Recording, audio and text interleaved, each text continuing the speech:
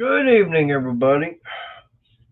I know I didn't put a notification out, but I'm just gonna wait a few minutes for give people a few minutes chance to get in here and know that I'm live. I know, last second thing to do. Been a tiring day.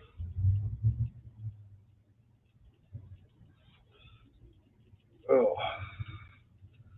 yeah, definitely been one of those kind of days here. Hey, Steven, how you doing? Appreciate you showing up. I wasn't planning on going live.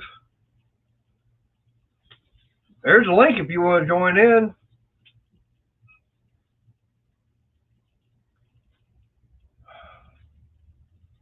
But yeah, man, it was a rough day today at work. Oh man, especially afternoon. It was afternoon, and it was like 92 degrees. Man, high heat, humidity is like usually, here in Texas, especially North Texas and everything. It's I got a mosquito buzzing me right now again.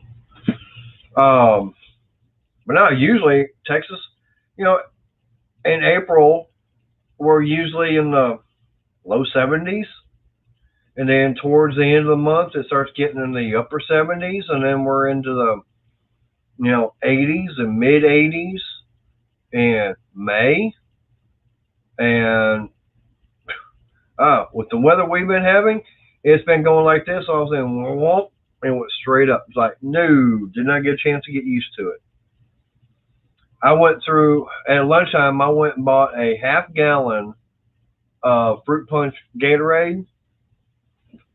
By the time 2 o'clock came rolling around, that thing was empty. Hey, Sam.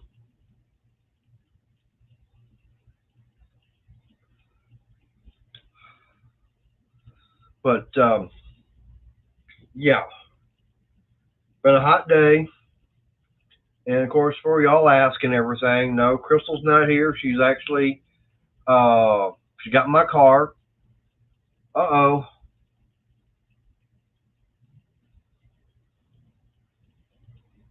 That's fine, Stephen. But no, I let her borrow my car. That way she could go up to Oklahoma to get some more stuff because she wouldn't be able to fit a lot of it inside of her car. And since my Caliber, it's got the hatchback, it's got a lot more room in it. I said, here, take it. I took the truck to work. Like, okay, no rain, that's fine. So what are you doing back in the hospital again, Steven?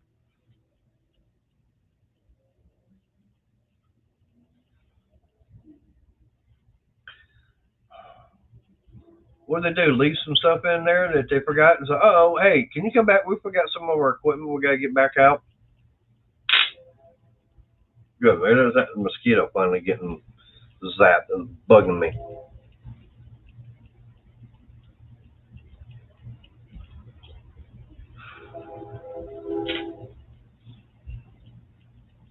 But nope, got another one. So they're out right now. All the rain we've been getting.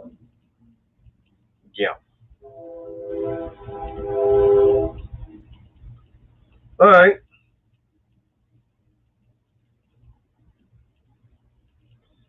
Well, you got the link there. Even if I can't hear you, see you. At least I can hear you.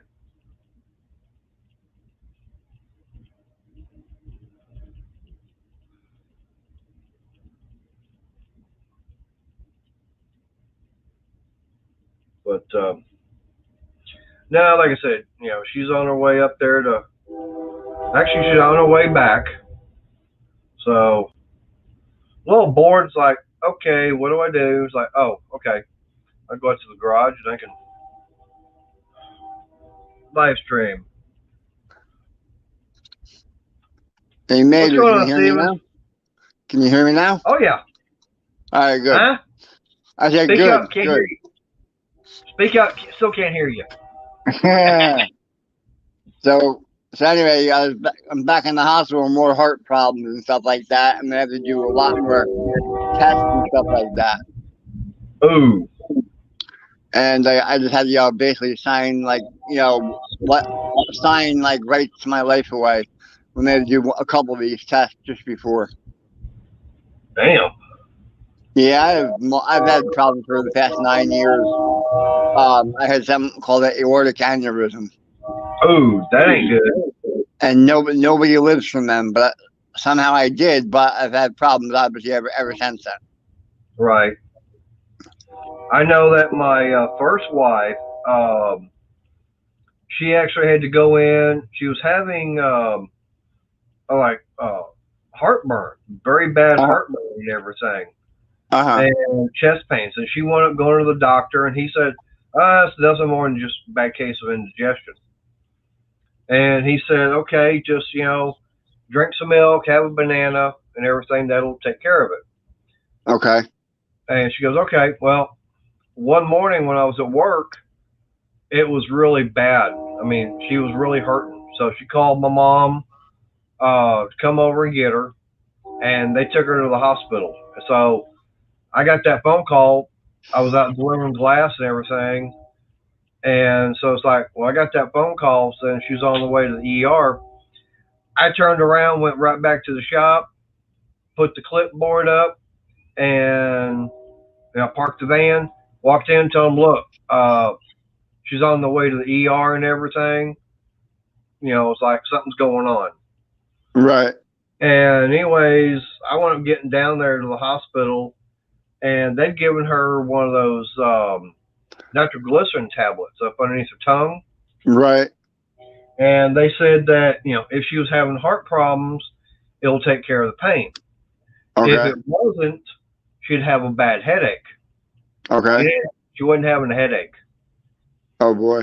So they wound up doing some more tests and everything, and they found out that there's an artery that goes to the heart and everything. They call it the Widowmaker. Yep. And they say usually if you have a heart attack from that, dealing with that artery, Yep. 9 times out of 10, you don't survive. Gotcha. She had it 95% clogged. Aye. So they rushed her from Waxahachie up to Big Baylor in Dallas to put 2 different stents in her heart. Gotcha. And, of course, I was up there and everything. I called, talked to the boss and everything. He was mad at me. And I was going, I don't care. This is my wife. I don't care. You can be pissed off all you want. Okay? She's not in good health. Need to get her up there. I called him from while she was in recovery and everything. I called him up, told him what was going on. He apologized. Right. Makes him a scumbag though for not feeling. I mean, it'd be something if you were doing that like every day and like like making stories up. But obviously, you're Right. not doing that. Not making stories up, and something's going on. Of course, you're gonna take care of family first. Right. That's what family is about. That's called ohana. Oh yeah. And I mean, he said, don't worry, make sure she's taken care of. I said, yeah, I'm going to. I said, I don't care. Y'all can be mad at me all you want. Look, this is my wife. I'm going to be taking care of her. She's in the hospital. Right. And it's like, I don't care. Be pissed off all you want at me. Damn right. Hey, Mason. So, how you been? I've been doing pretty good. I don't really have been doing that many live streams or getting any kind of videos out mainly because I have to deal with getting Crystal and Chris all moved down here. Right. So that's been taking up a lot of time. Getting things rearranged at the house, doing the cleaning. Because my old bedroom has been used as a storage room for probably 20 something years. Gotcha. So I had to go in there and start getting things out and getting things rearranged. That way, Chris has got a place to stay. That way because my old bed was still in there. Right.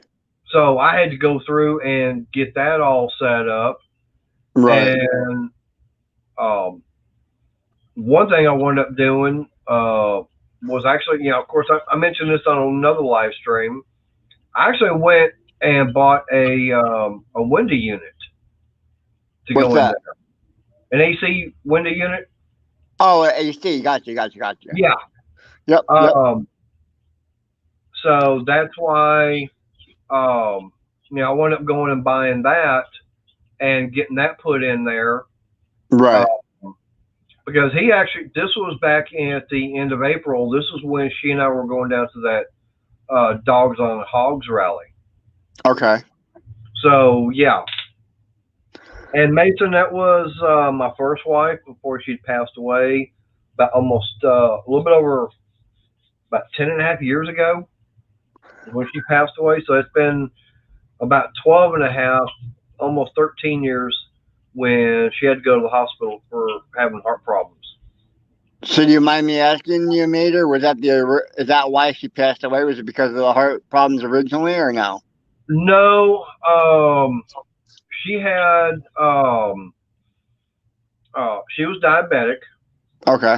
Okay, she was also a little bit over 19 years older than me. Okay, Okay. I wasn't looking for someone that old, but just we clicked and everything. Right. A lot of things Age, in common. age is only a number. Right, but she wound up at the time. This was everything happened after 9/11. So I wanted to help her take a pay cut at work just to keep a job. Her company had folded because of it. So we got into financial difficulties. Uh, and to say that she was telling me she was being able to take her all the different medicines that she needed. Well, come to find out, no, we really didn't have the money. She wasn't even going and buying it, and so her diabetes got really out of control. She wound up having somewhere between 10 to 12 small strokes. Oh wow. Yeah, yeah, Wow. yeah. Steven, got some coming in on your end. I don't know what you got open. What's echoing? Yeah, even Mason's hearing it. Hmm. Let me try to get. I'll go out and come back in. All right. Damn, these mosquitoes are bad right now.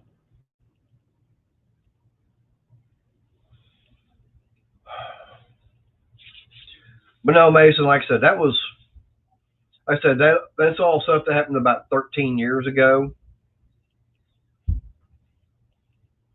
Better. Better. All right, let's see what happens. All right, I can hear you, so let's see what happens there. All right. Well, I'm not hearing any kind of echo. Yeah. Like I think I must have hit something by accident. Yeah, but yeah, like I said, that it was because of her not taking her medicine that she was. I know it was diabetes. There was um, the blood pressure, Right. and I forget what else. But like I said, she wound up having somewhere between 10 to 12 small strokes, and she was basically bedridden for the last 16 months of her life. Oh wow. Yeah. So yeah, that's what happened to her, and she wound up having a couple, a couple more small ones. Right.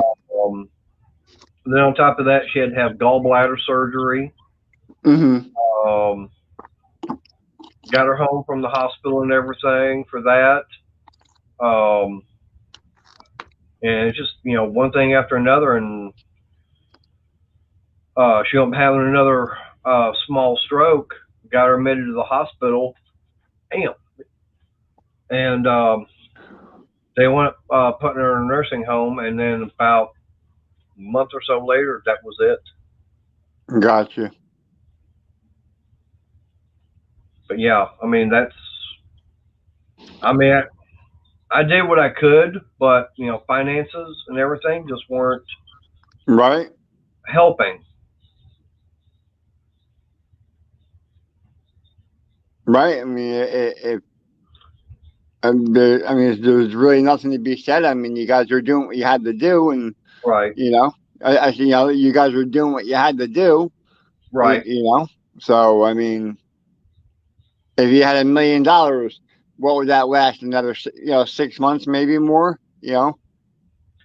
Um, You know what I'm saying? No, I mean, right, you never know. right. I mean, there's no telling, Correct. because When is your she time? was It's at your that time. point. Well, it's just the fact that she was already at that point where she was giving up. Right. So, I mean, if no matter how much money I had, when like I said, it doesn't matter how much money a person's got. If the other person is just giving up and not willing, there's not much Right. you can.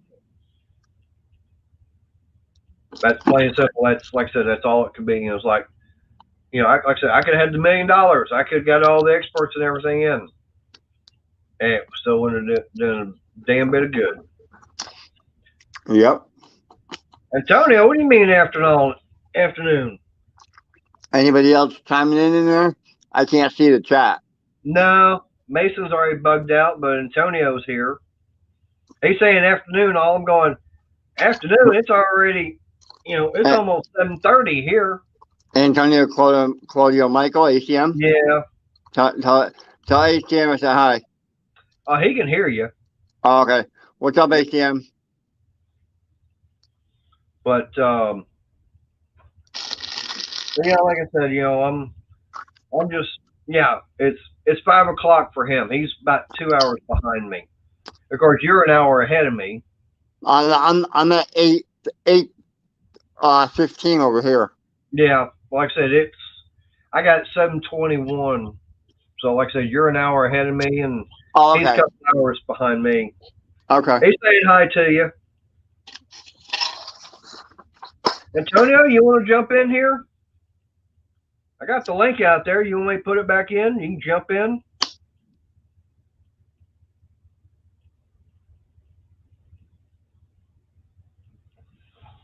But yeah, like I said, So, and of course, I got Chris.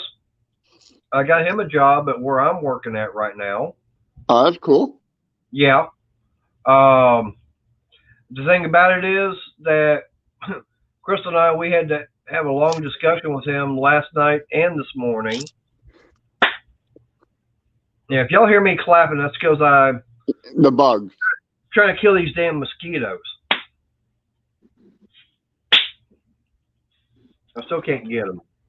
You know what you do? Take a piece of wood and put it in like a baby jar and burn some of it with some like wax. Yeah. They It don't looks like like we this. got Mason wanting to join in. How's it going? Hey, how you doing there, Mason? I'm doing good. I didn't want that screen. Yeah. There All we right. go. Thanks for asking. Yeah. Yep. Dunlop. It's a All right. car dealership. Yep. It's a car dealership we have here in Iowa, and I got a free hat today. I went in there and checked out this Camaro, but I was gonna show a friend of mine or buy it for a friend of mine, and it's already sold. But someone already bought it though. But I went in there and checked out this Camaro, and they asked if I wanted a hat, and I said sure. All right. That's We got cool. Antonio. Yep, there's the man. Hey, how's it going? Yep. There's Antonio. Pretty Good. good. How's the family, ACM? Hey, Steven, how are you doing, man? I'm all right. How's the family? Wife's at work and the kids are at grandpa's. Uh-huh. I like that thing. That's cool. Home by yourself. That's What's cool. that? Dun-dun-dun-dun-dun-dun-dun. Talking about my that's my notification on my You phone. made your plush toy? No, like I said, it's what I have here on my phone. Oh, It's just my notification when I get like a text message or a notification on from like Facebook or YouTube, or when the weather app wants to let me know about something. So yeah, that's all that is. is that an app you got on the App Store? Or? It's there's an app. It's for I'm trying to remember which one it is. Oh, it's Edge. Um, and they got a whole bunch of different ringtones and wallpapers, and no, you got ringtones, you got the notifications, all that kind of And stuff Mater, I'm on gonna have there. to run.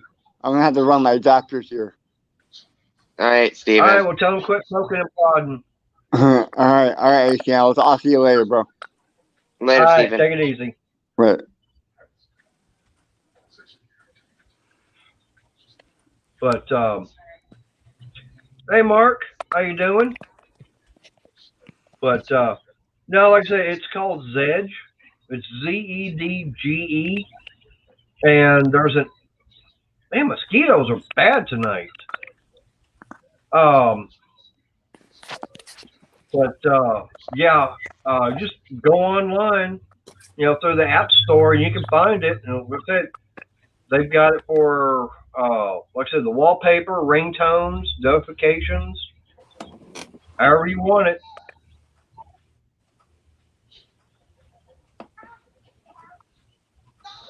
What were you guys talking about when I jumped on? Oh, just talking about how hot and everything is, and Antonio. I mean, and Stephen, he's back in the hospital, and I was telling him everything that happened to my first wife 13 years ago before she passed away. Okay. Yeah, but and of course, Crystal, she's on her way down here. She took my car today to go back up to Oklahoma to get some more stuff. So, like, sure, why not? She Is the can, truck be able still to get a down? lot more. Do what? Is the truck still down? No, it's still running, but simple fact is, my four-cylinder Dodge Caliber is going to get a lot better fuel mileage than her dad's GMC with a V8. Uh, Yeah, I mean, she got up there on less than half a tank, and it was $25 to fill it up. I don't know what the distance is, so I have no idea where you live or where she lives. So Well, I'm just okay. You know where Dallas is, right? Dallas, Texas, yeah. Yeah. Okay. I live just south of Dallas, about 30 miles. Okay. Okay. She's going to Oklahoma City, which is about 250 miles. Oh, so it's a lot closer than me then. Just a little. Yeah. She Oklahoma City is about that much closer to me than you are. I'm sure it's a lot closer than that. Yeah. There's Mike Hodge. He's finally getting in here. Yeah, Mark. That's exactly what I've been doing. It's 92 degrees and high humidity. It's like, wow. That's why I came home early today.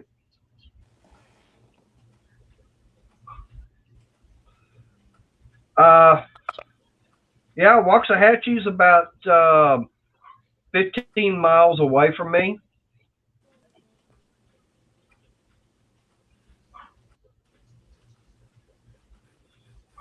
Which is, of course, Waxahachie, one of the biggest things it's known for is, of course, Scarborough Fair, the Renaissance Festival. You're 1,027 miles from me. Okay, so about 4 times further. You're about 4 times further away than Oklahoma City.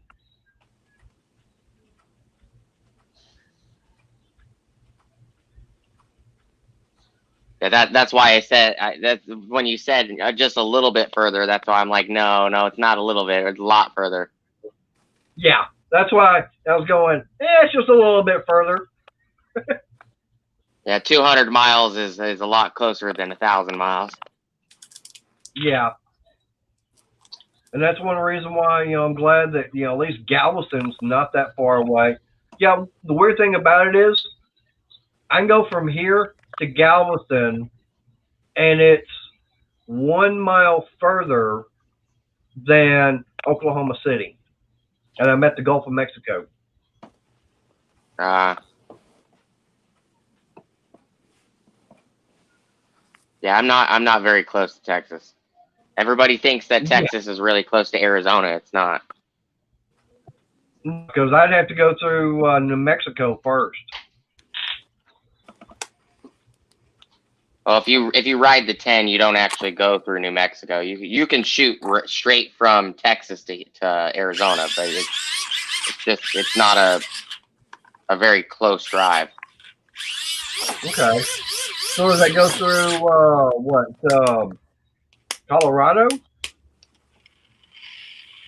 Colorado is above me. Okay.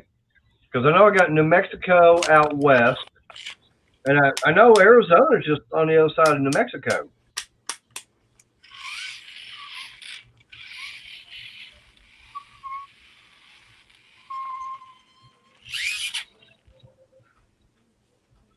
But I do know a weird fact is that El Paso is closer to LA. Oh yeah, you're right. Yeah, you'd have to go through New Mexico to get to Arizona. Yeah, you're right. Right. Colorado is above New Mexico. Utah is above me. Okay. But I know that, like I said, El Paso, which is it's the largest city out west from here. It's right on the border. To tell you how big Texas is, El Paso is closer to LA than it is to Texarkana, which is on the other side of the state. LA's about 500 miles from me, 600. I had someone ask me one time last year, says, "Wouldn't you like to go to California?" I go, I don't know if I'd want to go to the shake and bake state. When you want to go to Hollywood? I said, what, Hollyweird? No thanks.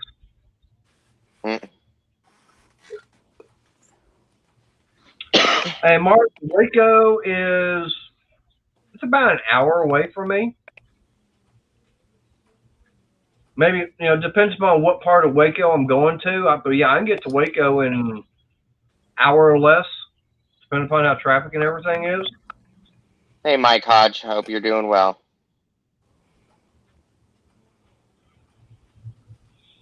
Well, Mike, I call California shake and bake state because they get all the earthquakes and then you get all the forest fires. I guess that's one way to look at it. Yeah. Like I said, first you get shaken up by the earthquake, then you get baked by all the damn forest fires that are going on. And it's like, when do you not have a forest fire going on somewhere out in California? I don't know. I don't pay attention to California. Yeah. And Mark, yeah, I know it's for the Branch Davidians. Hey, Patch of Haven. Yep. How's it going, Patch of Heaven? Hope you're doing well. Yep. Hey, y'all gonna have to bear with me. I gotta go inside. I gotta put on some mosquito spray because I'm getting tired of getting heat up out here. I'll be right back. All right. I wasn't expecting the mosquitoes to be so bad.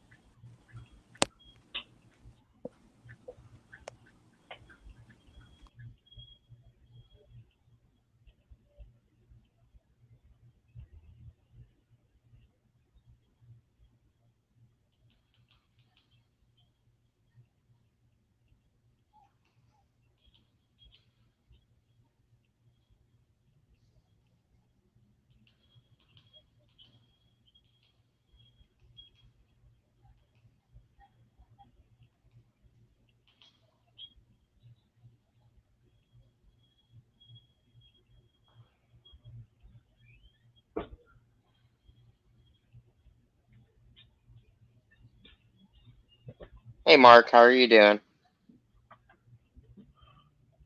Oh, Mason decided to pop out. I don't know. I was just looking. I was just looking at my TV, Ah, and yeah, I then don't I see what. looked back up, and he was gone.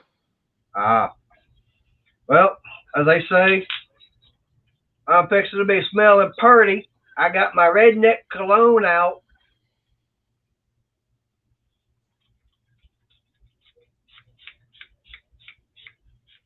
This is this is going to be attracting all the good-looking women.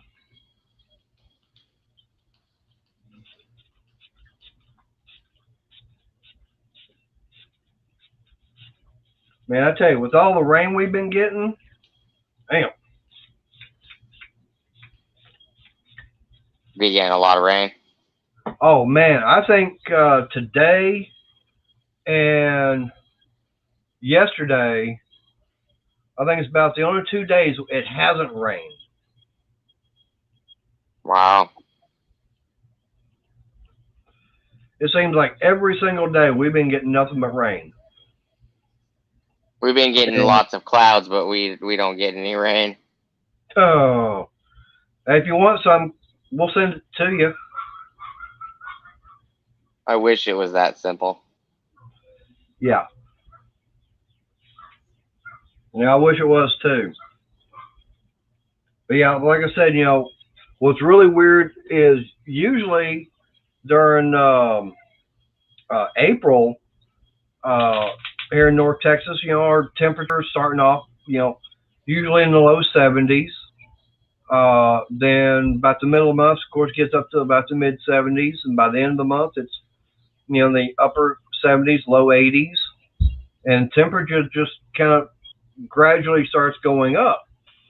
And right now, with all the rain and with everything going on, the temperature has been like this, and it'll pass like since yesterday. It went from here to like up to here.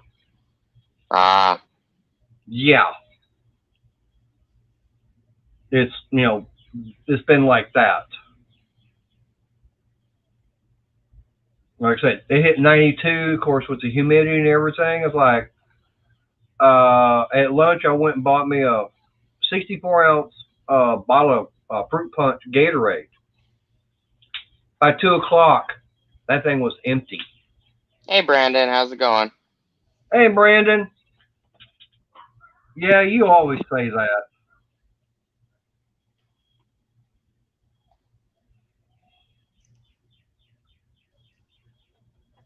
Yeah, Brandon's always saying I suck. And I still say I'm not a vacuum cleaner.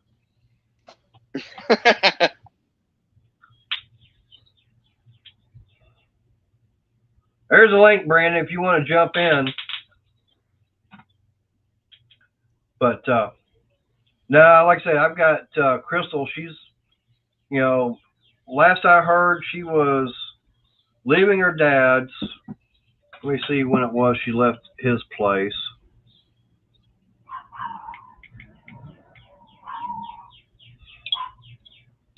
Um, so she left her dad's about somewhere around 6 o'clock. Hey, Doug, Lori, how you doing? So She should be yeah, probably halfway back, right? so A little more. well, I know from her dad's, it's about a little bit over 4 hours away. So I'm looking at her getting in probably around 10 o'clock or so, 10:30 tonight. So she still Oh, got so she about, must have just started the trip then. yeah, because like I said, she said she left her dad's house a little bit before 6. Yeah. And of course, she's got to get down, of course, get across the Red River, get back into Texas. So, yeah, like I said, I was, I was getting bored. It's like, okay. And besides, I was also kind of dozing off a little bit, with the heat and everything. Like, okay, make a little coffee and go out and get on the live stream and everything. That way I can have my cigarettes and have someone to talk to and keep awake till she gets home. Hey, Schmitty, how's it going? So, um, hopefully I think she's got one more trip to make. She's got a bunch of Chris's stuff up there, including that what I call a POS truck. It's a found on road dead.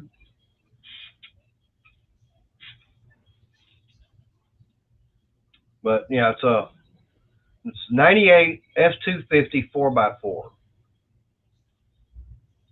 And the biggest problem with it is the transmission is going, uh-uh. Hey, Wayne. Appreciate you being in here. Yeah. Antonio, did you catch that live stream about probably a month and a half ago when I was talking about that truck of hers? Probably. I don't remember. Yeah, like I say, it's a 98 F250 4x4. It's got the 5.4 Triton engine in it. The problem with the truck, I mean, the engine runs, okay? But the problem is the transmission has no forward gears in it. And last I heard, it has no forward and now no reverse. And everybody's been, yeah, I believe that too, Doug and Lori.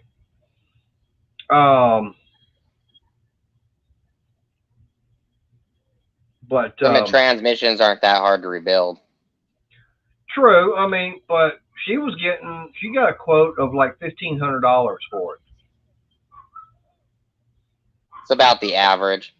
Right, but of course now, from what I'm hearing, that's what that's labor for the R&R and rebuild.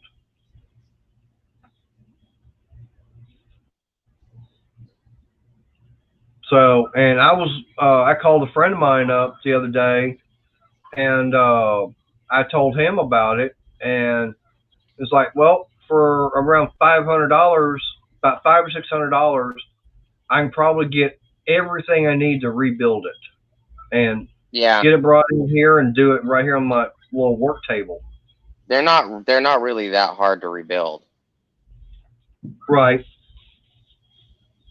But he was thinking it's probably because the filter hadn't even been changed, and it might just be so clogged up that it can't get any fluid going to it. So I don't know.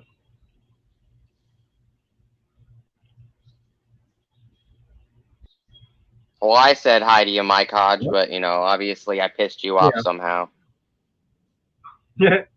No, he's just mad because Brandon didn't say hi to him.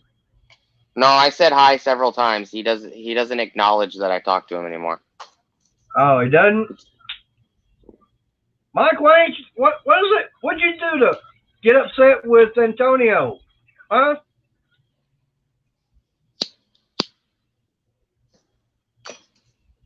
I spoke to him, I don't know, a couple months ago in some live stream, and he told me never to talk to him again. So I have no idea.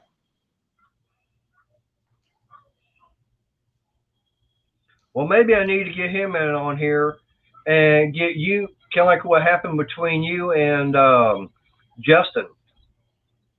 That way y'all can get it all hashed out. Kind of can't hash something out you don't have any clue of. That's true. And I put like this, to me, that's one important thing you got to have in a relationship is you got to talk. If there's a problem, let the other person know about it. If you got a problem with what someone's said or done, open up your damn mouth and talk. I don't care if you're friends, it's kind of like between you and Mike, okay? Someone needs to say what the hell's going on as far as why you don't want to talk. It's more Mike against Mike because I don't know anything. You know, if he don't So want to talk to me, I'm not going to force it on him. I know.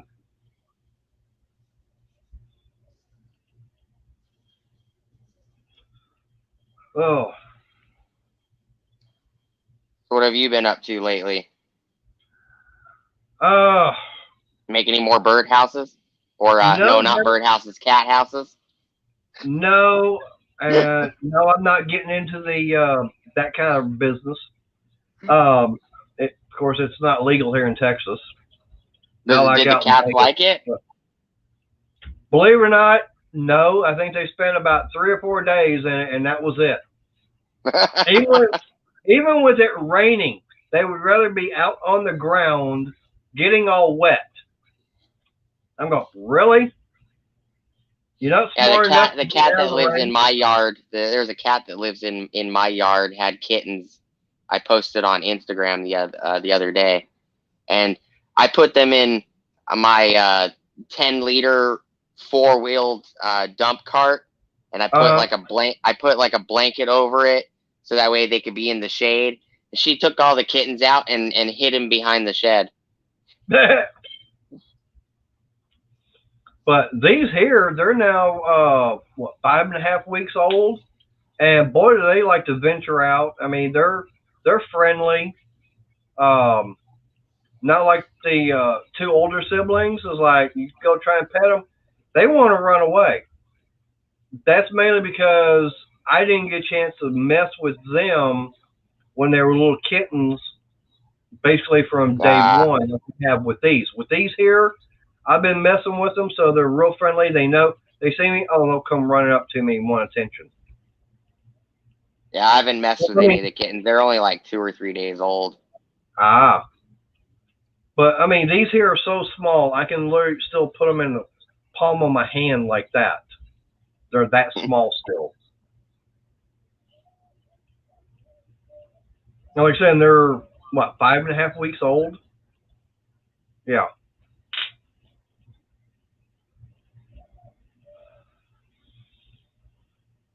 Okay, I won't speak to you. Whatever.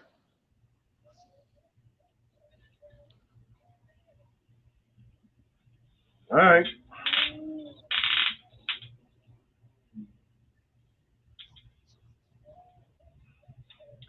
Wayne, those probably would be pretty good.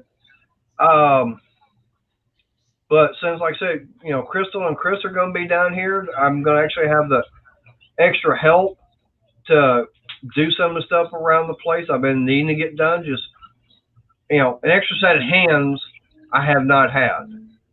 And that's one reason why I haven't gotten a lot of stuff done around the place, because trying to build things and do stuff, hey, it helps to have someone else here. But I know one thing, once I get this backyard and everything all secured and get some of the stuff done I've been wanting to get done, I'm looking at getting another Doberman. That they make a good little watchdog.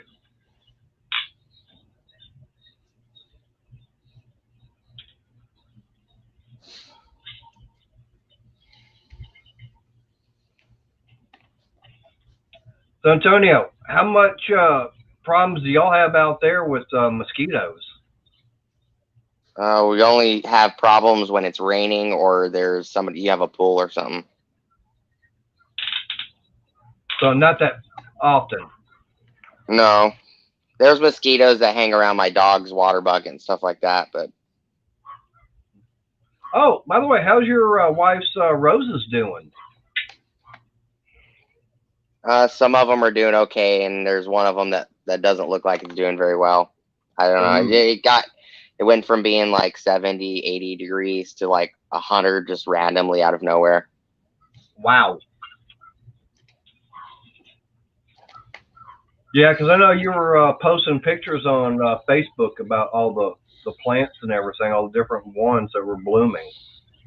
No, I post those on Instagram, and it just pushes them to Facebook. I actually don't get on Facebook. Yeah. Okay. Because Instagram's got that little tab, the little on-off switch tab on the bottom that you can have it pushed to. You can have it pushed to Facebook and I think like Pinterest or something else. Okay. Yeah, I mean, I finally got signed up with Instagram, but I haven't posted any pictures on there. Um, Now, if I post something on, if I share a picture on Facebook, would that show it up on Instagram also? No, Okay. it's only Instagram that does that, from what I've noticed. Okay. And yeah, I've actually had two female Dobermans before, but that was back in the mid '80s is when I had them, and they definitely make good watchdogs, especially around my area. Yeah, nobody'd come in the backyard. That's a good question. I have no idea where Shaggy's at.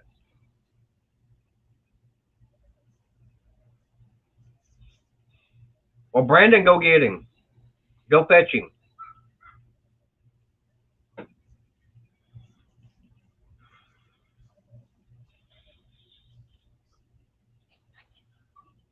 Oh, did you see one of the my newest additions to my Cobalt lineup? No. I went up going and getting the. I've got the box still here, but I went up going and getting the 24-volt weed eater, and so far it's pretty good.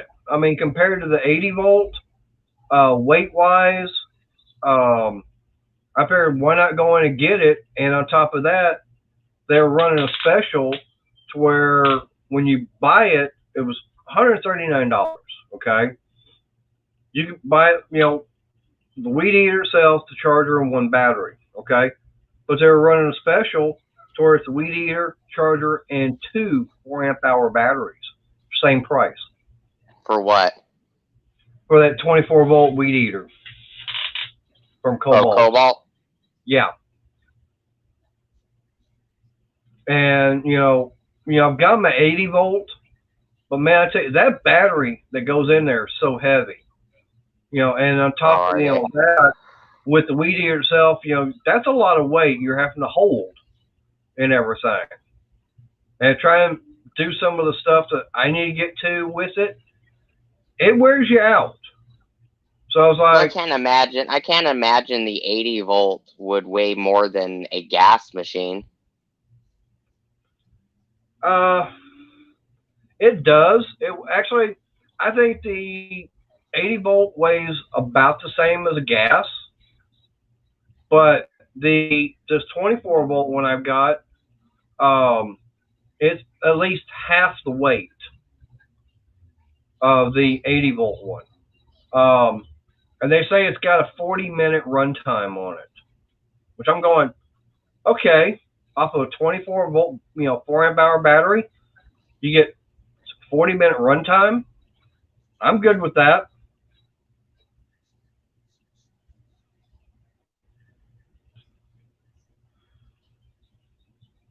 I think that's about the longest I've gotten out of the 2 amp hour battery that comes with the 80-volt.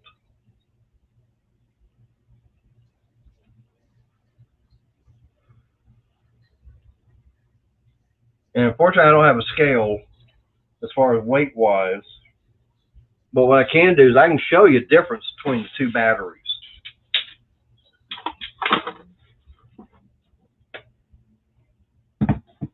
Oh, there's one of those.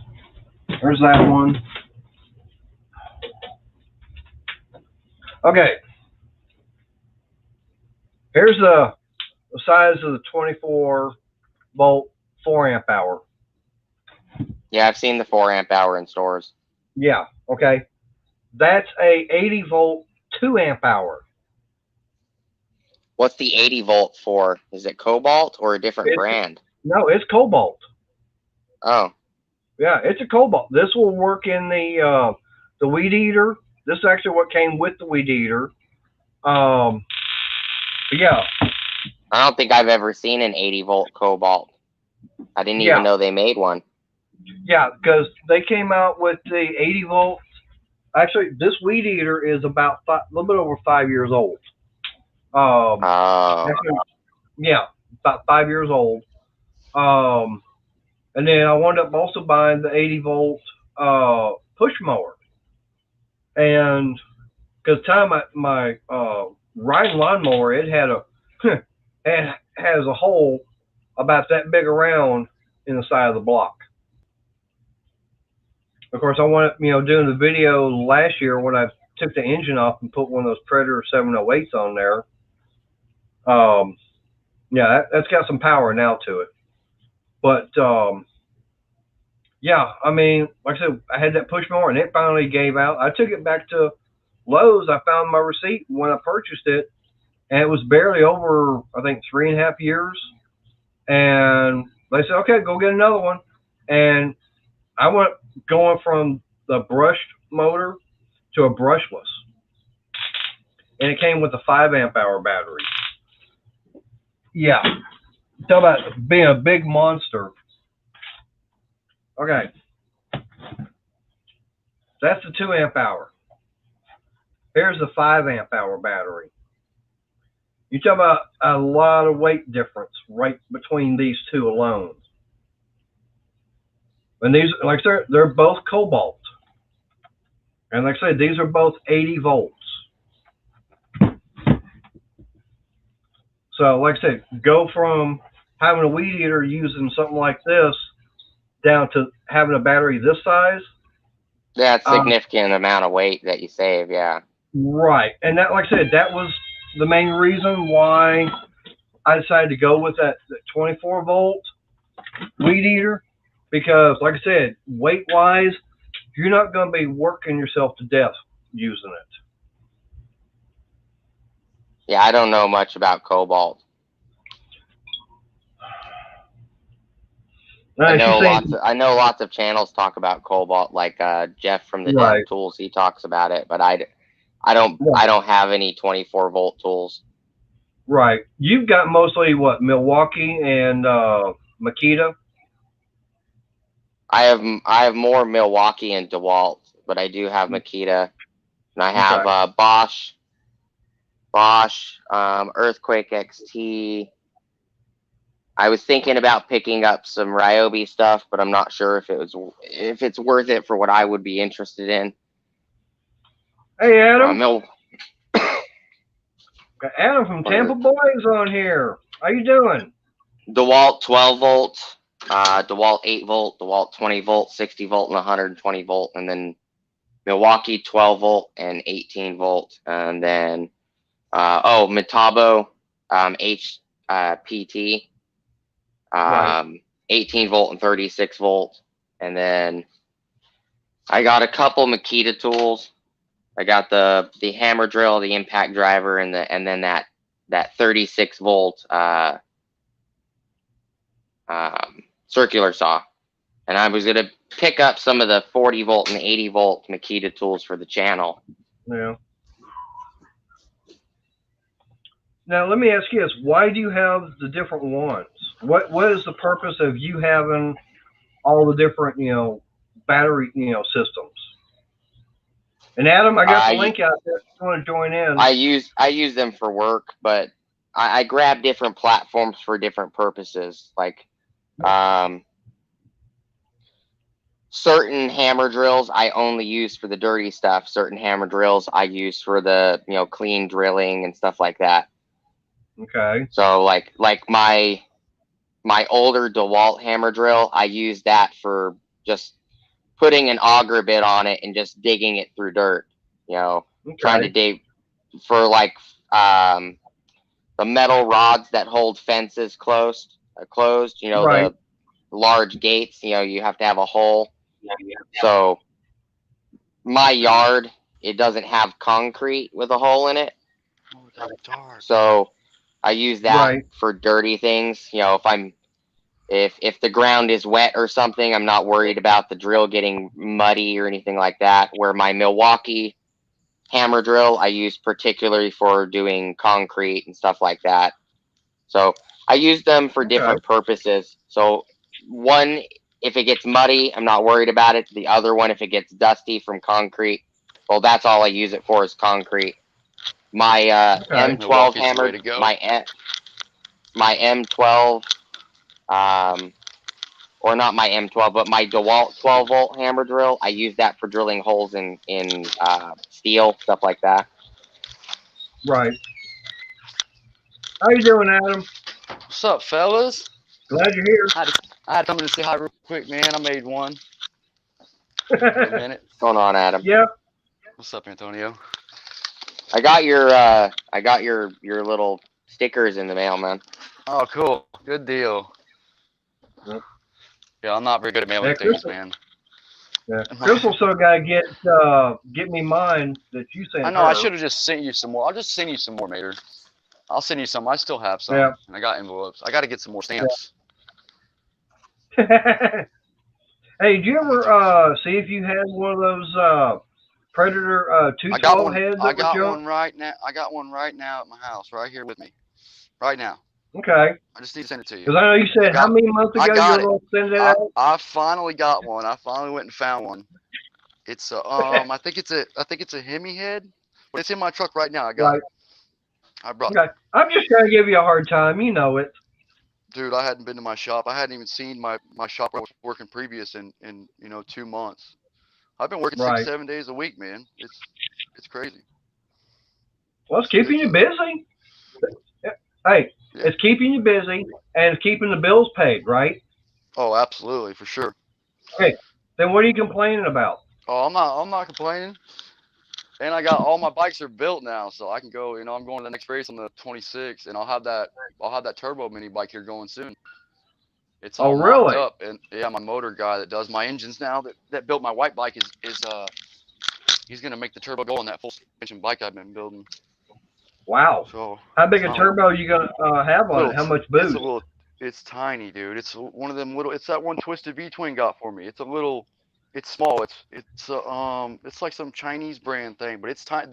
The manifold is the same size as the manifold on my little engine. So it's a stick of a Mikuni 22 Mikuni, and that's how big that hole is. 3/4 of an inch or something.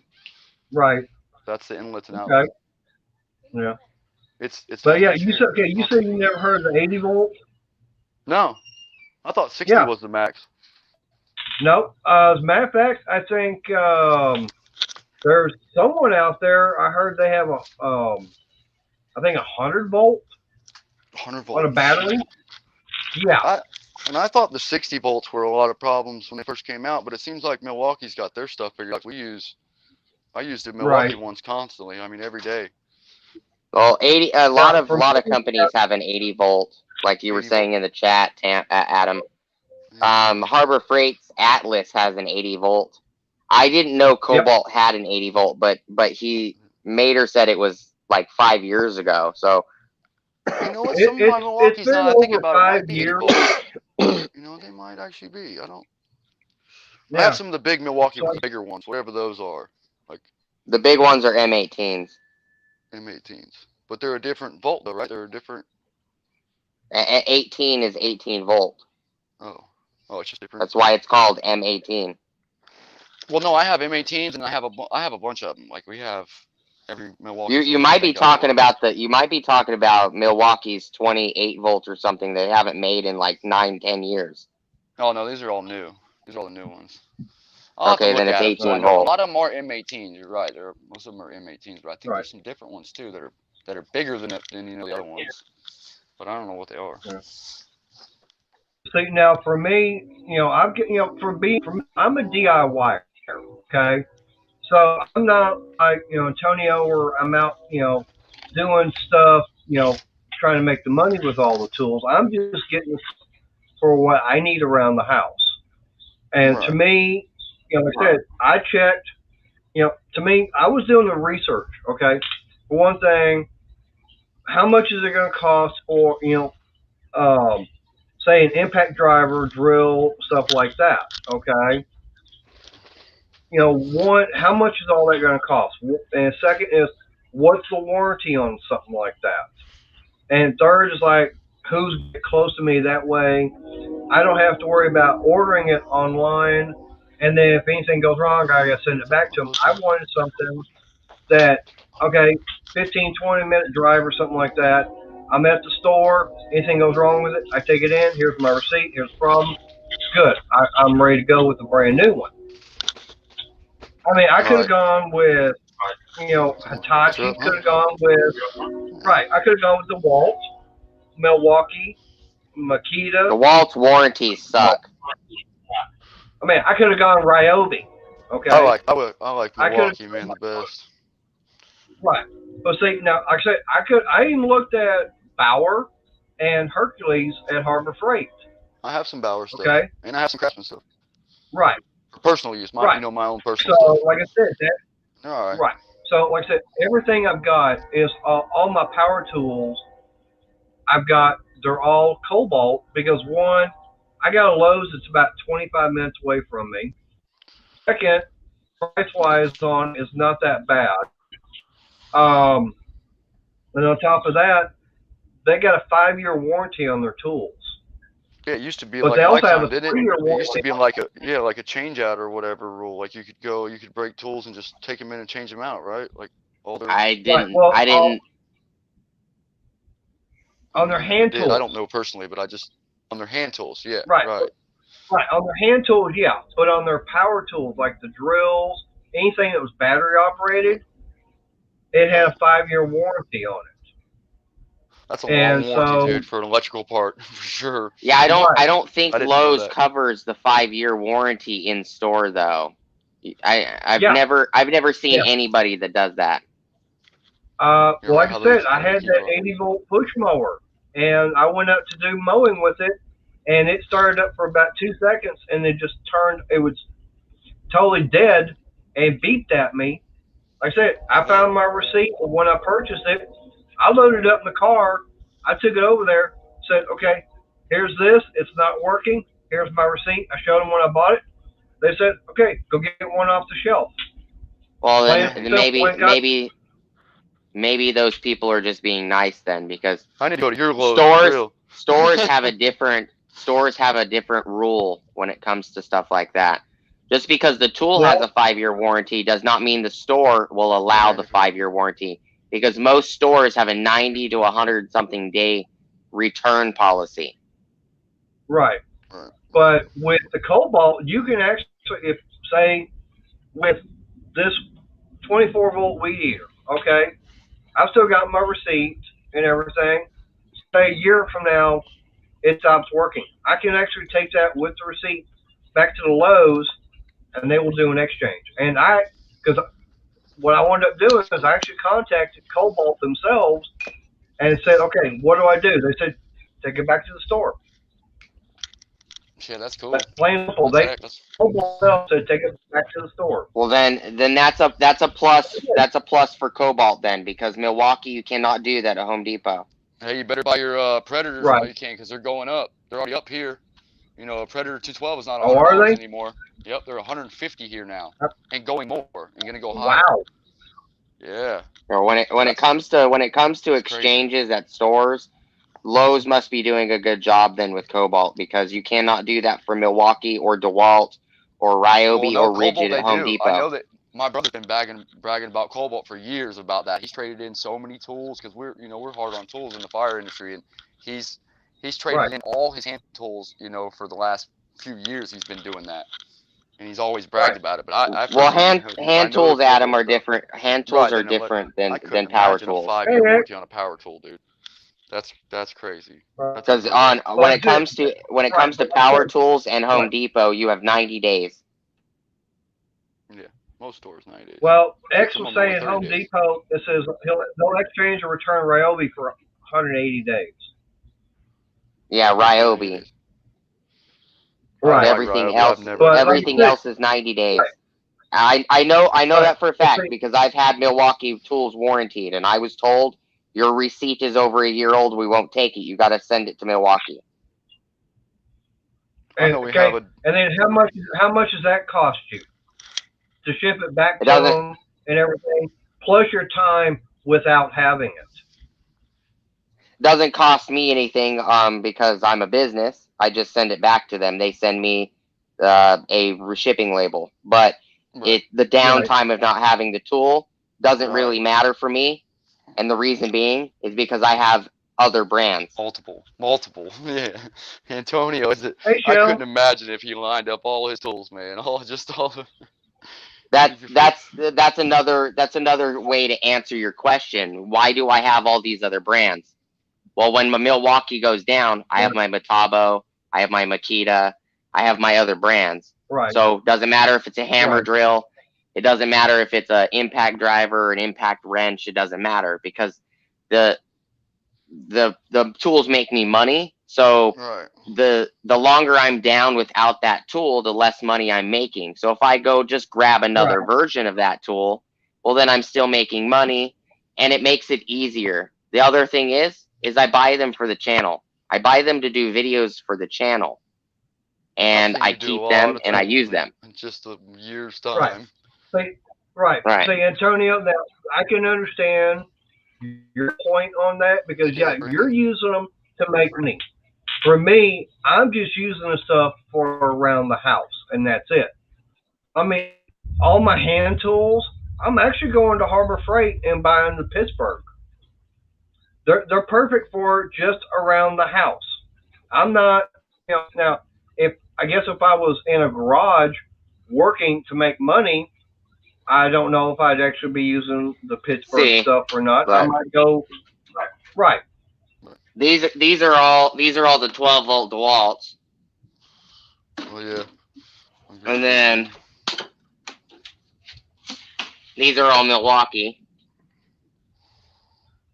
And Brandon, you didn't take up on that offer. You should have. And then Yeah, these sit are back, it's Milwaukee. cool, man. Heck yeah, I'd love to have one of those. Hey, Shelly. Hey, Milwaukee here, and then I have Milwaukee in this drawer. Smitty. And then over here is the bigger DeWalt's, like the 20 volts, and then the Hitachi, the Metabo HPT, and then the Makitas. Right. And then, all right, well, let me ask you. Antonio's All right, got Antonio, some tools. let me ask you this, Holy Antonio. crap. Do you, on your 20 volt, is that the flex where it's a 20 60? and then these right here are Makita, Skill, Milwaukee, circular saws. Right. Well, like I said, on your 20 volt, is that the flex where it's 20/60? All 20 volt XR tools are 20 volt. You can put a flex volt battery on them. Okay. So you don't have any that's the flex, the 20 volt flex? Yes, I do. There is no such thing as 20 volt flex. No, it's right. He's 20 volt, or then you can add the. They're all 20. 120 volt. There's 120 volt flex volt right here. Okay. 120 volt. Holy crap. Okay. Then what would you say on this? Yeah, that one. I have that battery you have there. That is the battery, dude. Mater, Yeah, that is the battery. The battery is 20 volt, 60 volt. It is not the tool. Okay. 20 volt tools are 20 volt tools. Okay. So why do they have it saying 60 volts on there also? Because when you put it on a 60 volt tool, it turns into a 60 volt battery.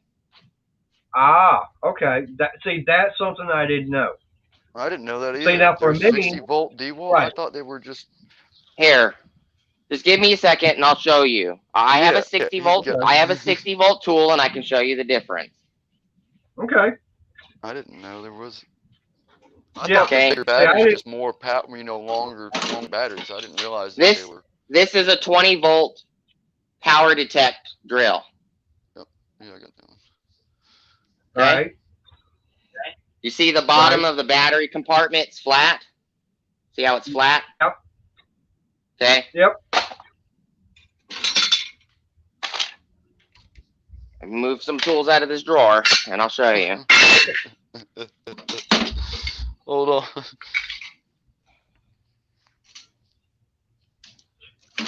Looks like you need a bigger shovel. Oh, I'm not looking at it. A 60 volt tool would be like this grinder. This grinder says 60 volts on it. Where is it at? Okay. See, it says 60 volt. I didn't know. Yeah. Yep. Okay. Shell, not shell. Oh, sorry, shell. This isn't flat. It has tangs on the back. I'm gonna put you on big screen. Oh, you're in robotics. That's awesome.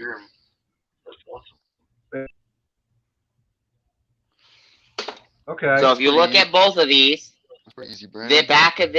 back of the drill is flat. The back of the grinder is not. It has tangs. Oh yeah, I have those. Okay. So when you look at a 60-volt battery, because I got a 9 amp hour, 2 9 amp hours, a bunch of 6s.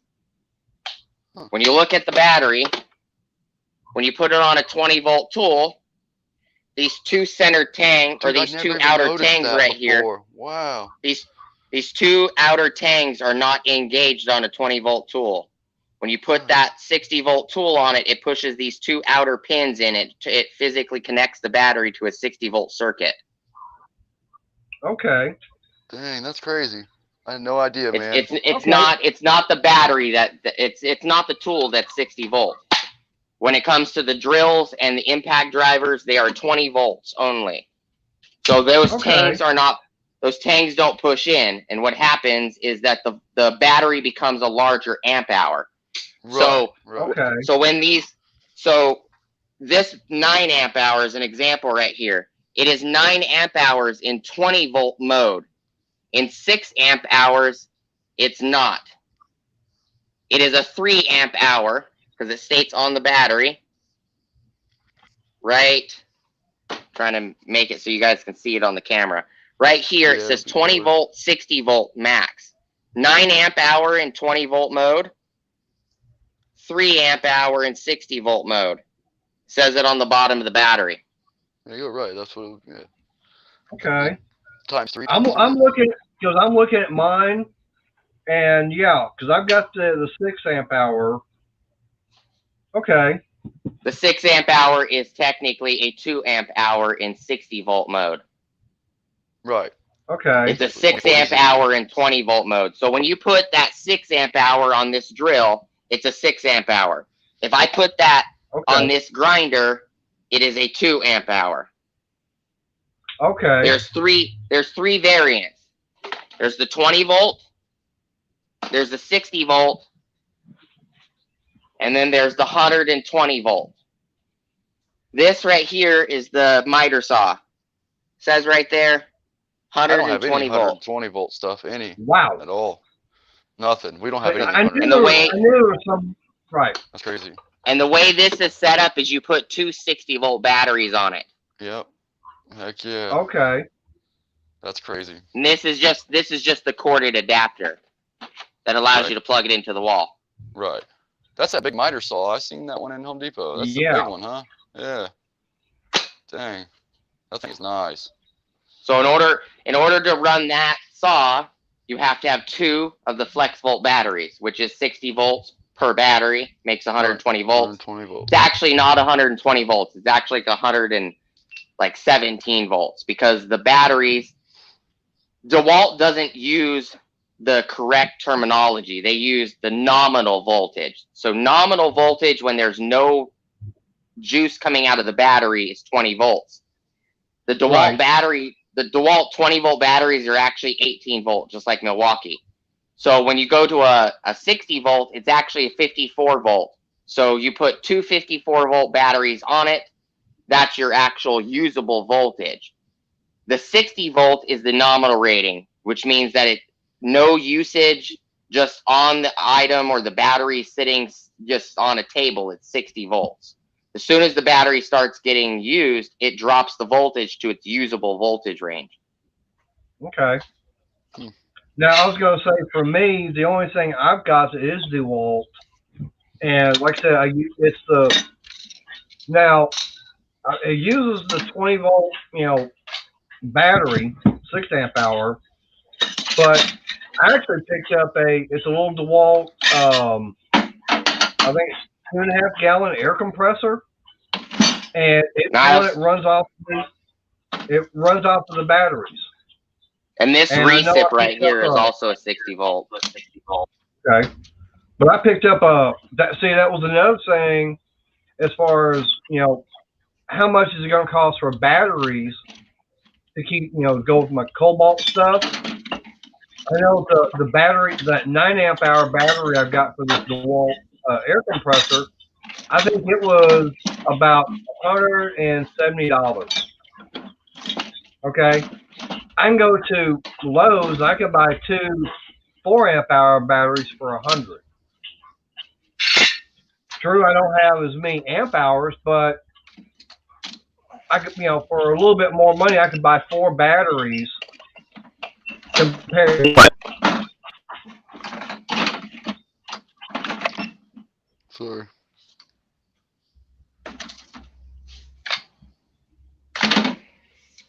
I'm just putting the stuff back in the drawer. I'm listening.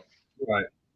Yeah, but I had like I no said, idea I'm about just a them batteries. DIYer, right? Because like I said, for you, Antonio, and for you, Adam, okay, you guys, you use your tools for work and of course around the house, putting around on mini bikes, stuff like that. Okay, I yeah, I just can got my first understand. set. I Right, just actually bought but my I'm just first my saying own I can. personal set, Right, but and what it's I'm and it's saying is I craftsman. can understand having like a DeWalt or Makita or Milwaukee for something like that because you're gonna want to spend that extra amount of money. For me, I'm finding out the Cobalt stuff is just as good for what I need to do. It Yeah, works fine. they're all good, man. There's just a commercial use or a residential use. You know, you can tell between a Right, commercial tool and a residential. And my little craftsman set I right, bought is just a residential set. It's that 20-volt whatever craftsman set. And it's great for what I do. You know, it damn right, sure ain't Right. no It's all based off DeWalt, of ain't what no you want to Milwaukee, buy. but right. It's how much money you want to spend. You know, right, I think I spent 80 right, bucks on the whole set. You know, I got a hammer drill and then the regular drill, two batteries, two right, chargers, like, and it was cheap. right. Well, like I said, I was telling Antonio when I bought this little 24-volt weed eater. Okay, it was $139 over at Lowe's. Hmm. But that was, I looked down there and they showed it on there. I looked online. It was $139. You could buy the weed eater, a charger, and a battery, 4 amp hour batteries for $139. Thank you. But they were also running a special where it came with the weed eater, charger, and two 4 amp hour batteries, same price. Yeah. So I was like, okay, that's why I decided to go on and get it. Right. Um, right. Now, the only other thing I did get at the time, let me put these batteries up.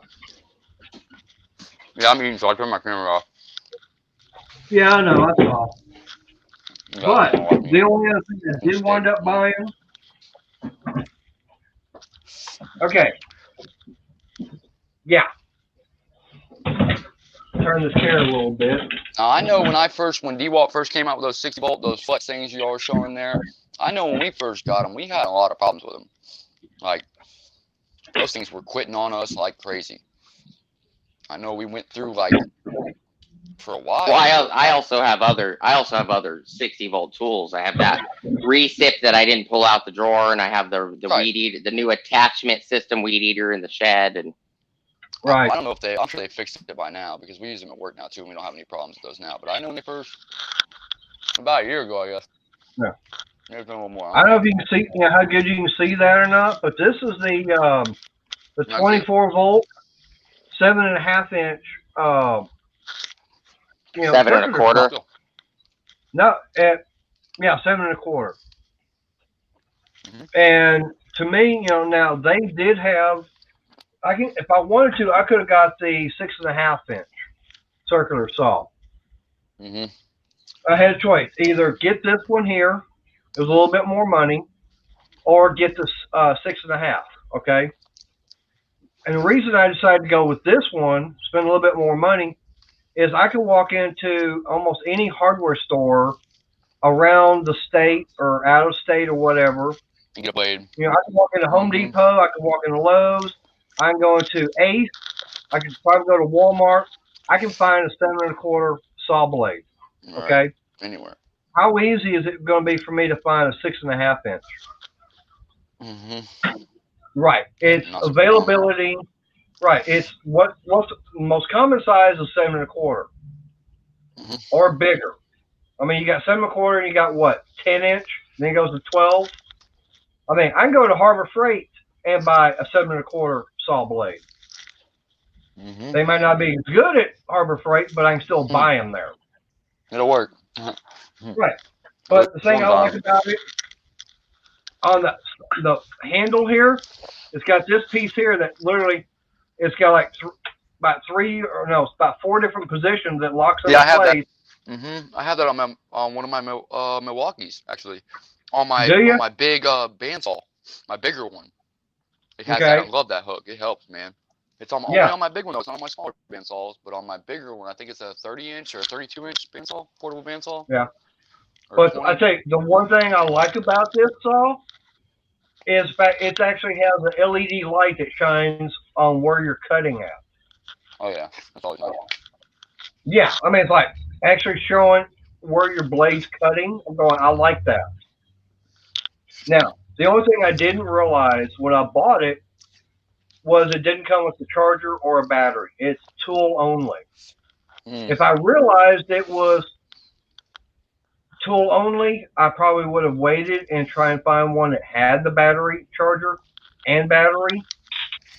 Yeah, that's expensive. Right. But I mean right now I'll see I got four chargers as it is. And So then they released that same exact circular saw in the XTR line that comes in a bundle of like 5 tools, and you get a charger and a battery and. well this is the Of course, XTR. that's how you want you to buy it. Right. Oh, now it comes in a bundle where you can get 5 tools with that saw and 2 batteries and a bat and a box, a big rolling box. Mm-hmm. Well, I didn't look at that, and I mean, if I'd realized it, I probably would have gone that route.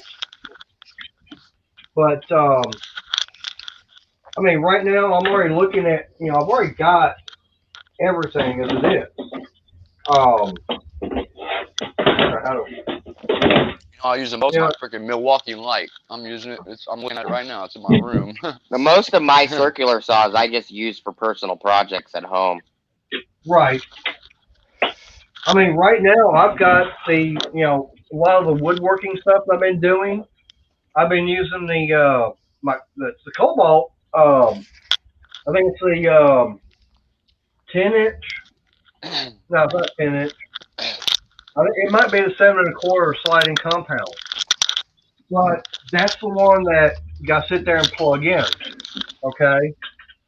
What I'm actually looking at getting, and I will get it eventually, is the 24-volt version because some of the areas I want to be able to go work at, especially where I got my storage shed at, I'd have to drag an extension cord over there if I want to use that one there. But I get Right. that 24-volt one. Okay, all I gotta do is take that out, maybe have an extra battery. I'm good. I don't Yeah, have to worry about it. that's why I bought the Flex Volt, was because I was able to plug it into the wall if I wanted to, or I was able to use the batteries with it. That was why I Right, bought it, because right. it was dual voltage. Gotcha. And see, Oh yeah, that's a yeah, that's good definitely nice. reason to buy that. Yeah, I that's mean, nice to have. right. Why not? So I If mean, you're near power, right. you can use So power. right, right. So And something like that's my main problem with the Milwaukee miter saws is they're not hybrids. You can't use a Right, battery or a wall outlet. You can only use batteries on the Milwaukees. right. Yeah, I didn't know they were even doing that. I seen that big right. saw in Home Depot the other day.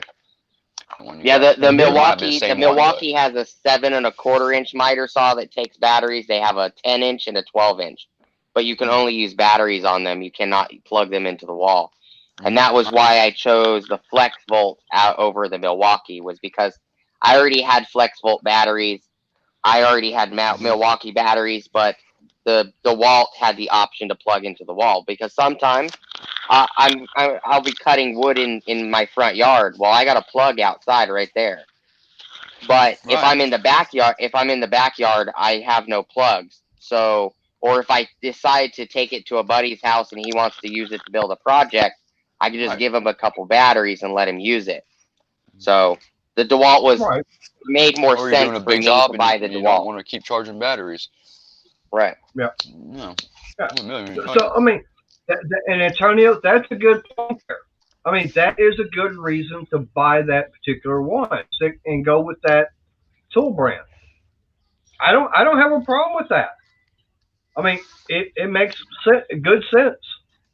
But Plain and you know, simple. I I mean, also had a bunch of DeWalt tools already, and I had a bunch of flex volt tools. So to me, right, it wasn't really like a problem. Like, okay, well, it's just another flex volt tool. I have a bunch of batteries anyway. Mm-hmm. I mean, right, I don't have any 12 amp hour batteries for the flex volt line, and I don't have any of the 15 amp hours that just came out. All I have is the 6 amp hours and the 9, and they right. do plenty. And that's They do probably all plenty you for what need. I need Right. them. Right. Right, they Yeah, do Right. plenty because I got 8 of the 6 amp hours. right. And see, for me, like I said, the only thing I have by DeWalt is this little air compressor, and I've only got two batteries for it, and Oh, I that keep reminds me. what's that? Another 60-volt tool is the compressor. I have the 60-volt compressor. It's right there. Yeah, I have the 60 Yep. volt. Yep, I have that one too. Same one, Yep. older one. That compressor is the one that takes the flex volt batteries. Yep. Mm-hmm. And I actually picked mine up at the local pawn shop because I was looking around because I had a trying to remember which Oh, one it was. is that the compressor you have, Mater? Is the 60-volt battery compressor? Yeah. Yeah, I use mine for cleaning out spark plug holes when I'm on a service call. Yeah. Oh, do you? Heck yeah, that'll work. Okay. I don't I actually had My use it to favorite air a tool tire. now, my favorite tool on yeah. my job right now is that DeWalt XR wire stripper I just got. That thing is For sweet, me, because I had man. a Porter It strips big Cable wire. 5 gallon little pancake air compressor, Yeah. I got my and camera. I was using that and everything, and then it just gave out. Okay, so I mean, I've got like I said, yeah, I've got Ugh. uh, Pittsburgh as far as hand tools, but up like this, I do have rigid as far as a brad nailer and stapler.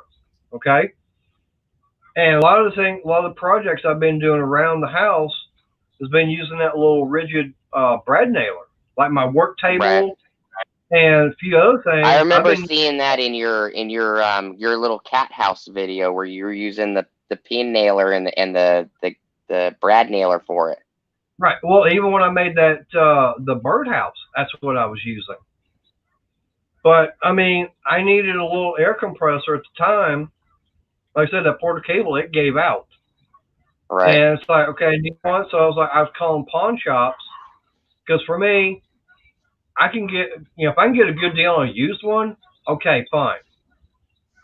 So I called the one, and they said, okay, they've got one, but it's battery operated also, and asked them, about it and everything. And they told me it's a DeWalt and it runs off a battery. I'm going, battery? I've never heard of one that runs off of a battery.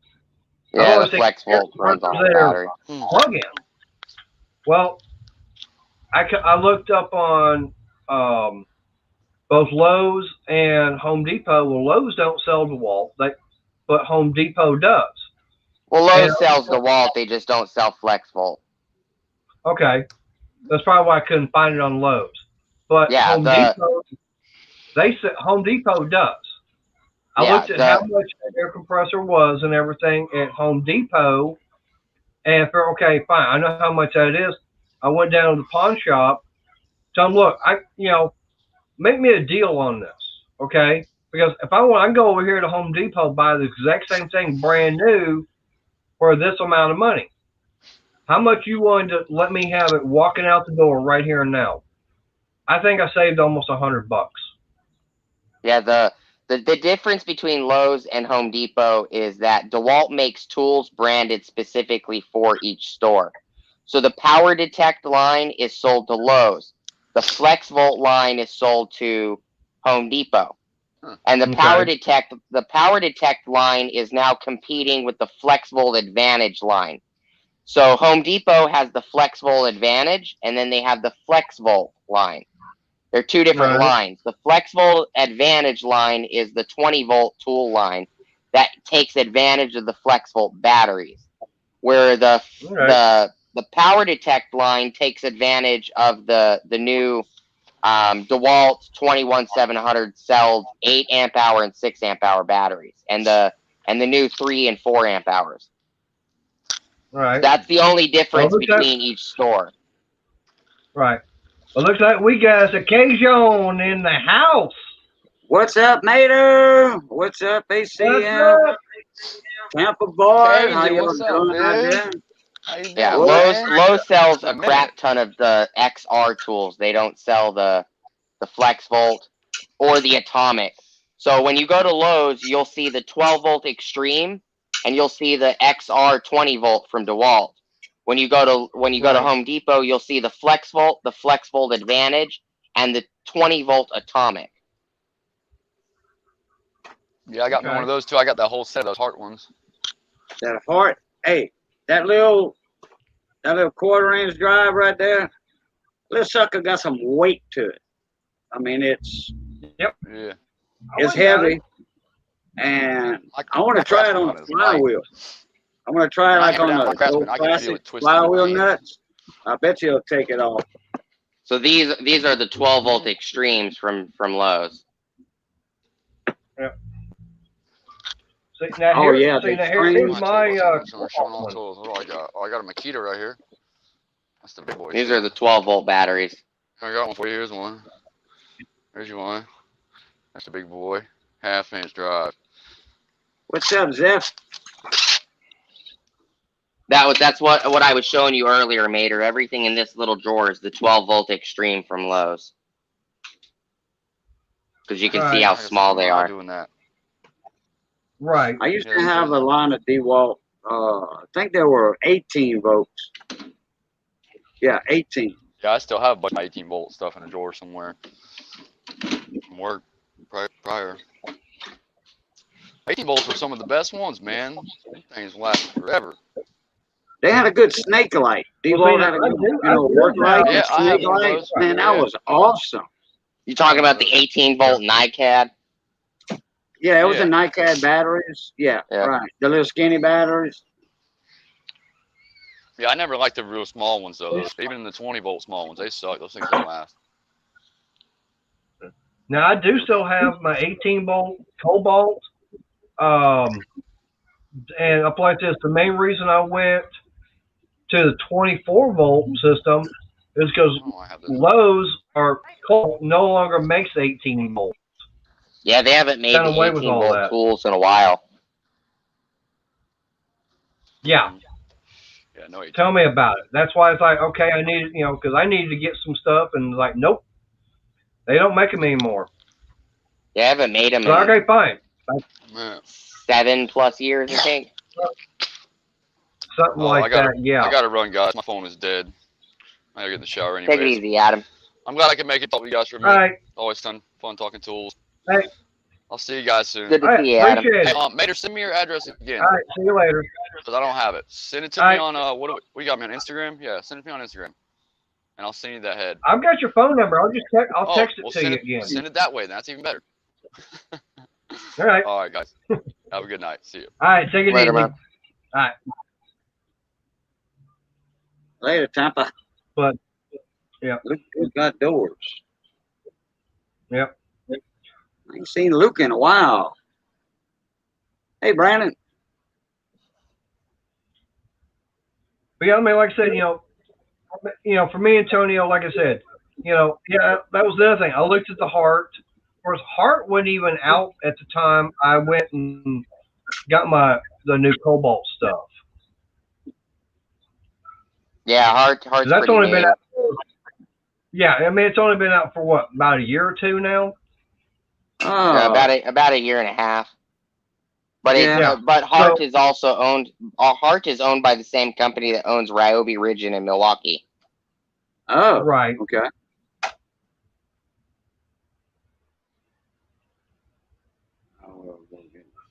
And Well, that was Brandon, what I I was hope, talking about you- earlier. Like Lowe's has the DeWalt 20 volt XR and the 12 volt Extreme. Home Depot has the Flex Volt Advantage and the Flex Volt. And if you think about it, that same ordeal is also at Walmart. What TTI did is they sold specific things to specific places. So Home Depot has the Milwaukee and the Rigid and the Ryobi, and Walmart for TTI has the Heart. That's all they did. It's basically brands are selling specific versions to specific stores. That's all they're doing. Okay. Okay. Now you said that you can buy DeWalt at both Home Depot and Lowe's, correct? Yeah. Okay. And now both stores sell the same voltage tools, correct? They sell, both stores sell the 20 volt. Yes. Okay. Now here's my question: will the batteries interchange, or Yes. or are they different? They're the same tools. The batteries will interchange whether you buy the Power Detect from Lowe's or you buy the Flex Volt Advantage from Home Depot. You can use the Flex Volt batteries on the Power Detect, or you can use the 20 volt batteries on the Flex Volt Advantage. It doesn't matter. Yeah, that's why they call them flex votes. You can interchange batteries with. I remember when Firestorm, which was top of the line for Black and Decker, So my here, Firestorm batteries would fit in my DeWalt tubes. I picked this up at Lowe's. This is the Power Detect. Okay. This is the battery it came with. This battery is the 8 amp hour with the 21700 cells in it. That's the XR, Okay. yeah. Okay.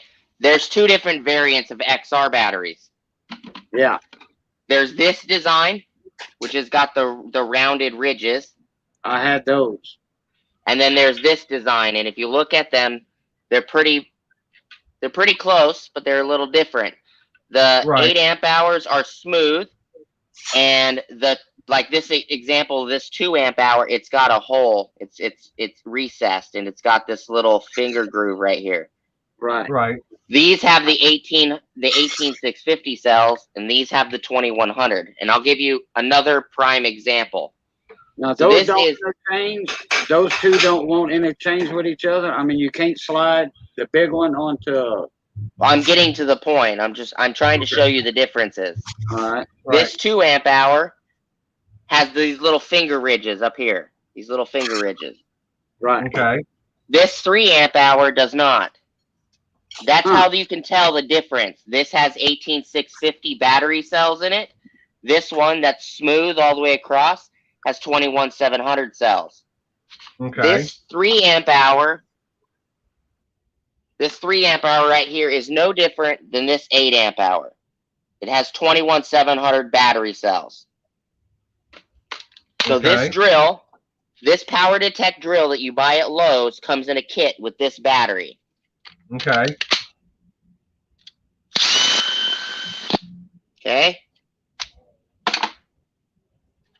Take a Flex Volt battery. Here's a Flex Volt. Okay.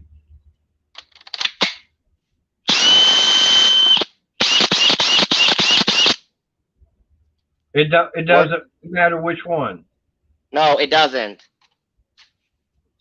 See, that's what I was wondering. You know, if the batteries will interchange between the different tools. It's market gimmick. It has nothing to do with that they won't physically work. It's market gimmick. I'm going to sell you, Lowe's. I'm going to sell you the Power Detect with this 8 amp hour that has the 21700 cells.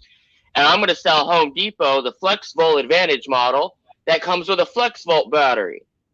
Before the Flex Volt Advantage model existed, you could buy the 996 hammer drill with a Flex Volt battery with the 887 impact that came with one of these 2 amp hour batteries. That drill wasn't a Flex Volt drill. It was a 20 volt XR drill that they gave you a Flex Volt battery to jump you into the Flex Volt line. That's all they're doing.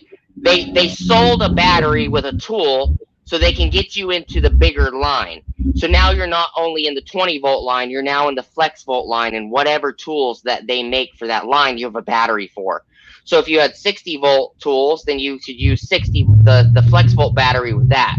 So they're basically saying, hey, we'll sell you the drill with this battery that doesn't go with this drill technically, and then you can go buy our grinder for the 60-volt line. You can go buy our miter saw in the 120-volt line. It's market gimmick. It's all about the money. Right. It's all about the Benjamins. That's all it is. To make you go out and spend more money. That's the way I So look at it. It doesn't matter what physical tool you buy from where. I bought this drill from Lowe's. I can use any battery I want in it, including this little 3 amp hour that has the 21700 cells. See the light? Yep.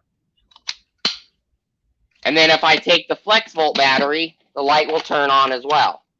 Because, like I showed you earlier, it's the prongs on the back of the tool that make the battery 60 volt.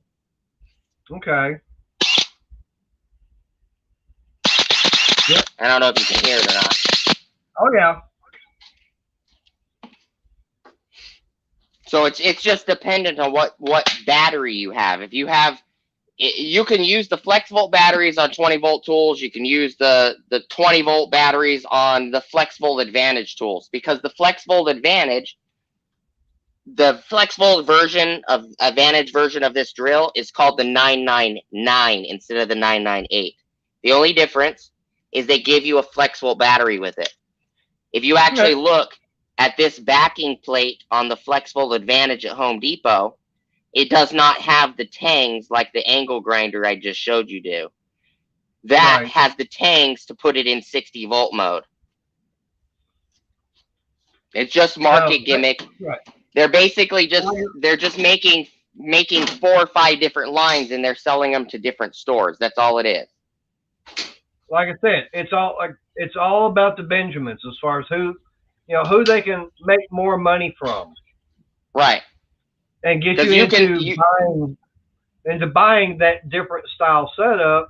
It's like, oh, you can buy this, but then we'll give you this battery. That way, then you can, they'll give it to you. That way, then, oh, well, we've got all these other ones that go with that battery. So now it's like, hey, why don't you buy all this?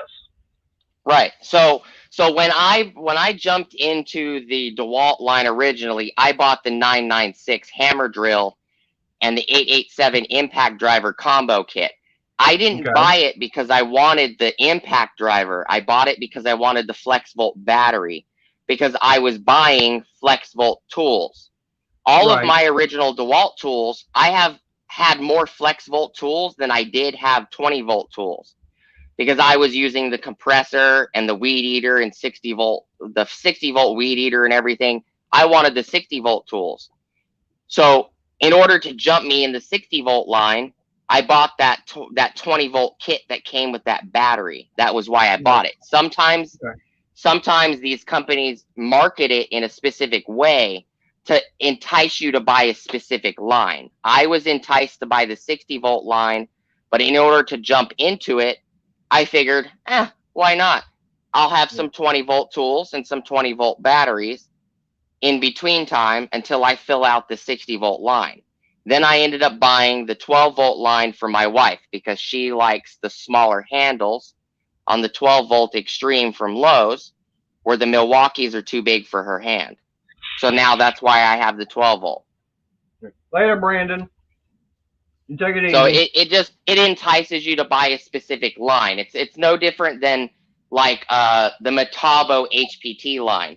You can use the multi-volt 36 and 18 volt batteries. You can use them on the 36 volt tools, or you can use them on the 18 volt tools. It's similar to the DeWalt Flex Volt. The multi-volt batteries, I'll show you one right here. These batteries right here, they say 36 volt and 18 volt on them. They're just like the DeWalt. Right, it's just like the DeWalt Flex. Okay. Right. Certain prongs on the tools if it's a 36 volt tool, it's got more prongs on the battery compartment of the tool than an 18 volt tool. As an example, if let me switch my camera over so that way it's easier for me to show you. All right. So this one right here is not, this is an 18 volt tool. If you flip it over. I'm gonna put you on solo. So this is an 18 volt Metabo HPT triple hammer. Wow, that looks like a Makita. It's not. It's green. Yeah. Well, Makitas, I've seen the green and black versions they got years ago. Makita is blue. Oh, I've had. You're talking about really old. You're talking about 70s. No, I'm talking about Hey, Breezy. Their electric line. They were never green. They were turquoise. The turquoise. Okay. Okay. This is actual forest green. It's just not coming out as green for some reason on the camera. Anyways. All right. So, stupid camera. Come on. So this is the 18 volt. It's got 3 prongs for the battery. Right. This one right here is the 36 volt model. If I can get the strap out of my way. This one actually says 36 volt on the label right there. Right below my hand. Yep, I see it. The 36 volt model has 1, 2, 3, 4, 5, 6, 7, 8 prongs. That's the difference. So this tool utilizes all of the 36 volt side of this battery, where this tool has only 3 prongs. It only uses the 18 volt side of the battery. See what I mean? And they both take the same battery. Yeah. So I can literally put this one on the 36 volt tool. It turns on. Or I can grab the 18 volt tool, which is this one right here, which has 3 prongs. Right. Put it on the same battery.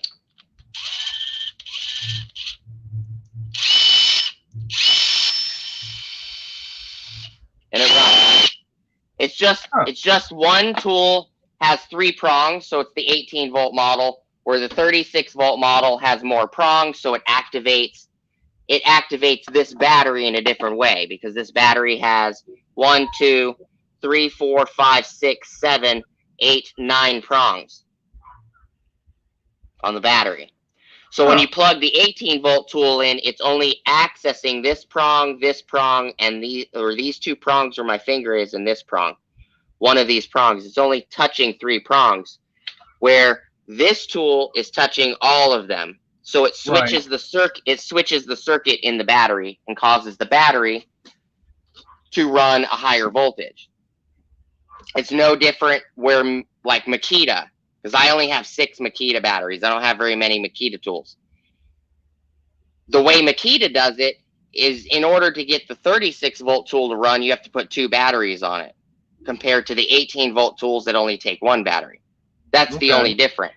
So some manufacturers are like Metabo, are like DeWalt, where they want the battery to run on both platforms or multiple platforms. So Metabo wants these batteries to work on 18 volt tools and 36 volt tools, where DeWalt wants their batteries to work on 20 volt tools, 60 volt tools, and 120 volt tools. Like I showed you, the miter saw takes 2 batteries, it's 120 volts. Right. Where what Makita wants is that if you want 36 volt tools, you got to buy 2 batteries. If you want a 40 volt tool, you have to buy that line, because the 40 volt and 80 volt line is basically the 18 volt times 2 line, because all the Makita line is you have the 18 volt tools that take 1 battery, you have the 36 volt tools that take 2 batteries. Now, if you jump into the new Makita line, which is 40 volt, 80 volt, it's basically that 36 volt line, aka 40 volt line, is only taking one 36 volt battery instead of two of these. So the beneficial side of the new Makita tools, the new 40 volt and 80 volt, is the 40 volt, you only need one battery. If you use the 80 volt of the new Makita, you need two 40 volt batteries, or 36 volt batteries to be specific, because Makita, this is a truly an 18 volt. If you think about this battery at 20 volt, it's 20 volts nominal, 18 volt usable. So what they did is they took the 40 volt battery, it's actually 36 volt battery, it's 40 volt nominal. In order to use the 80 volt side of the batteries, you would literally have to have two 40 volt batteries to put on the 80 volt tool. So the new 40 volt, 80 volt line is basically the 18 volt, 36 volt line. It's no different. The only difference is that the tools have different battery platform.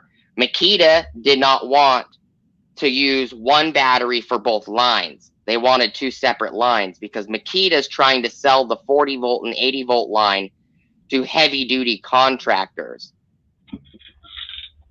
So instead of taking these 18 volt batteries, in order to use this in 80 volt, you would have to have four of these batteries. They didn't want to say, hey, you need four batteries to run this tool.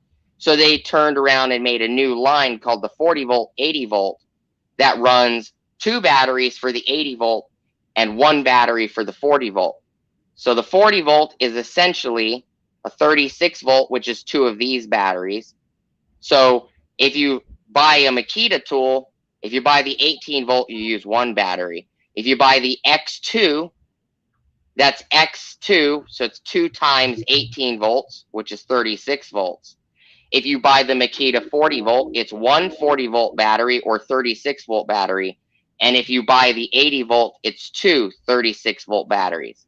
So Makita doesn't want their batteries to be interchangeable, where DeWalt and Metabo HPT do.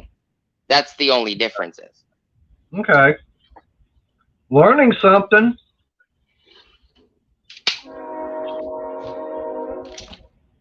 And the thing is they're all set up for specific things. Most of these tools are set up for contractors. Right. So, you know, I understand why you don't buy into these extremely expensive tool lines, because you're just using them at your house. Right. You know, and like I said, you know, for a DIYer, I mean, yeah, like I said, I could have gone with, if I wanted to, I could have gone to Harbor Freight and I could have bought Hercules. Right. The tools are cheap. I mean, that's their top of the line. Okay. Price wise, yeah, it's cheap and everything to buy them, but then you're going to be looking at buying the battery separate. You're going to be buying the charger separate. Right.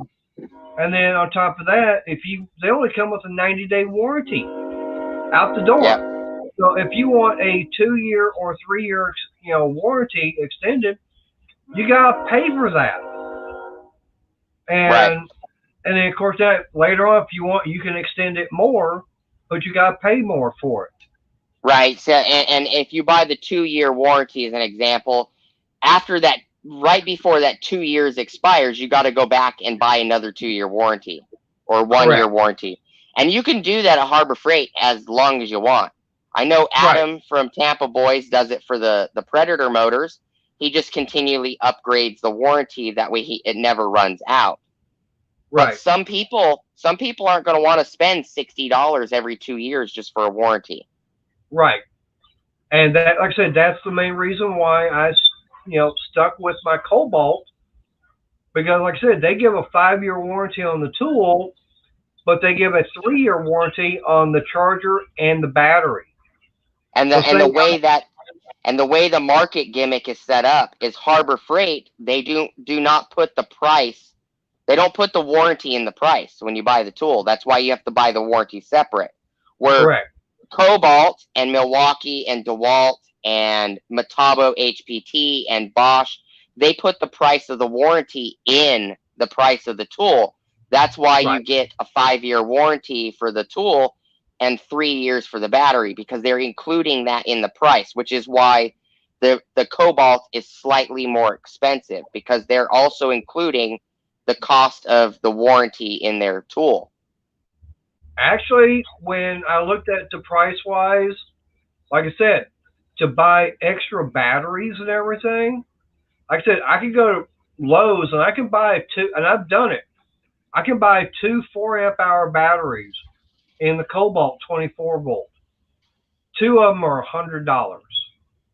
But they're not always cheaper. That's why I said they're including it in the price of the tool, because technically Lowe's does deals on Cobalt year around, but on certain times of the year they do not do deals. Like if you look at the Cobalt days going on right now, they jack the price up on the price of the tool, or the price, not the price of the tool, but the price of the battery. So if you look at the battery kits, you get a 4 and a 2 and a charger. Right. That's $100. Normally, if you buy those batteries by themselves, the 4, normally they're $100 for the 4 by themselves, normally. But because Lowe's does deals on them all year long, they physically drop the price. So in order to state, hey, we're going to sell you this battery kit and you're going to get a battery for free, what they're doing is they're slightly making the battery kit a little bit more expensive than normal, because they want that little extra money out of that kit, because they're giving you $100 tool for free. Right. Okay. Hang on, Antonio. Hang on a minute. Okay, I want to address what Shell had mentioned. All right, Shell, when Crystal and I were at Harbor Freight, we were actually talking to a store manager there, and because that's something that Crystal had brought up when she actually worked at Harbor Freight. The manager says that cashiers are no longer getting that bonus if they do or do not sell extended warranties. Now, they were doing it in the past, but right now, no, they're not doing that anymore. Right. Right. Go ahead, Antonio. I just wanted to address what she mentioned. Oh, it's okay. So I'm trying to inform you is all I'm trying to do. So if you went, for an example, you went to Home Depot and you decided to buy into Milwaukee as an example. Okay. What Milwaukee does is, when you see Q1 or Q2 is what's going on right now. It's the promos and all those boxes in the middle of the walkway at Home Depot. What they're doing is Milwaukee is selling you a battery kit for $199. But those batteries by themselves, if you buy one of those batteries, they're $60. So they're giving you two batteries for $100, which are normally $60 a piece or more. Right. Because way Milwaukee sells their 5-amp hour is their 5-amp hour by itself, which is this battery right here. This battery by itself is normally $150. But they're putting two of these in a combo kit and saying, hey, we're taking off $100. We're going to give it to you for $100 for 2 and a charger. The reason they're doing that is because they want to sell these batteries, because they're trying to get rid of them, because they're making the upgraded high outputs like these. Okay. Or like these. So they're giving you the old batteries that they don't want for a cheaper price, and they give you a tool for free. Well, if they sold you that tool, if you didn't get it during a promo time and you bought the tool by itself, you would still have to buy the batteries by itself. Or they would put it in a combo kit and they charge you extra for combo kits. So an example, my hammer drill and my impact driver came with 2 of the compact high output 2s. I got it on sale because Black Friday time they were doing that for $199. It came in a pack out case. Thing is the promo was over and the store still had a bunch of them. So I picked up a $200 impact driver with $100 worth of batteries for $140. The reason being is because I decided to wait. I waited to see how much the store would sell, and when they didn't sell it, it went on discount. So I ended up getting a $50 pack out case. I got a $200 impact driver, or 179. It comes out to $200 with tax, anyways. So $200 impact driver, and I got two $119 batteries for literally $150. So I saved a bunch because I waited. But a lot of people don't understand the marketing gimmick. When they do promo deals, you're paying extra for either the batteries or the tool, because they're not technically giving you the tool for free. They're actually what they're doing is they're charging you for the battery kit that's $100, and they're tacking on. For an example, you can get an 8 amp hour and a 6 amp hour right now in a battery kit. That's $199, and you get a free tool. What they're doing is they're charging you $199 for the kit, but when you ring up the free tool comes out to being like $50, and the battery kit is $150. So if you actually pay attention to the receipt, the tool actually has a price on it. But what it does is it equals that $199. So it looks like you're getting the tool for free. In reality, you're paying $50 for the tool, and you're paying $150 for the batteries. But it looks like the tool was free, and in reality, the tool wasn't. They're still charging you for it. So it's how the promo's set up. So when you ring up that battery kit, and you ring up that specific free tool, it's taking the amount off of the battery kit and applying it to the tool. Right. Like I said, I can walk into Lowe's and they'll have it sitting in a little clamshell, but they've got the two of the 4 amp hour batteries for $99.99. But now, if you want to buy just a 4 amp hour battery by itself, that's $59.99. I'm going home. That's $60 for one, or I can get two of them for $100. Okay, it comes out to be better just to buy the 2-pack. And you save $20, and that's our normal everyday price on that.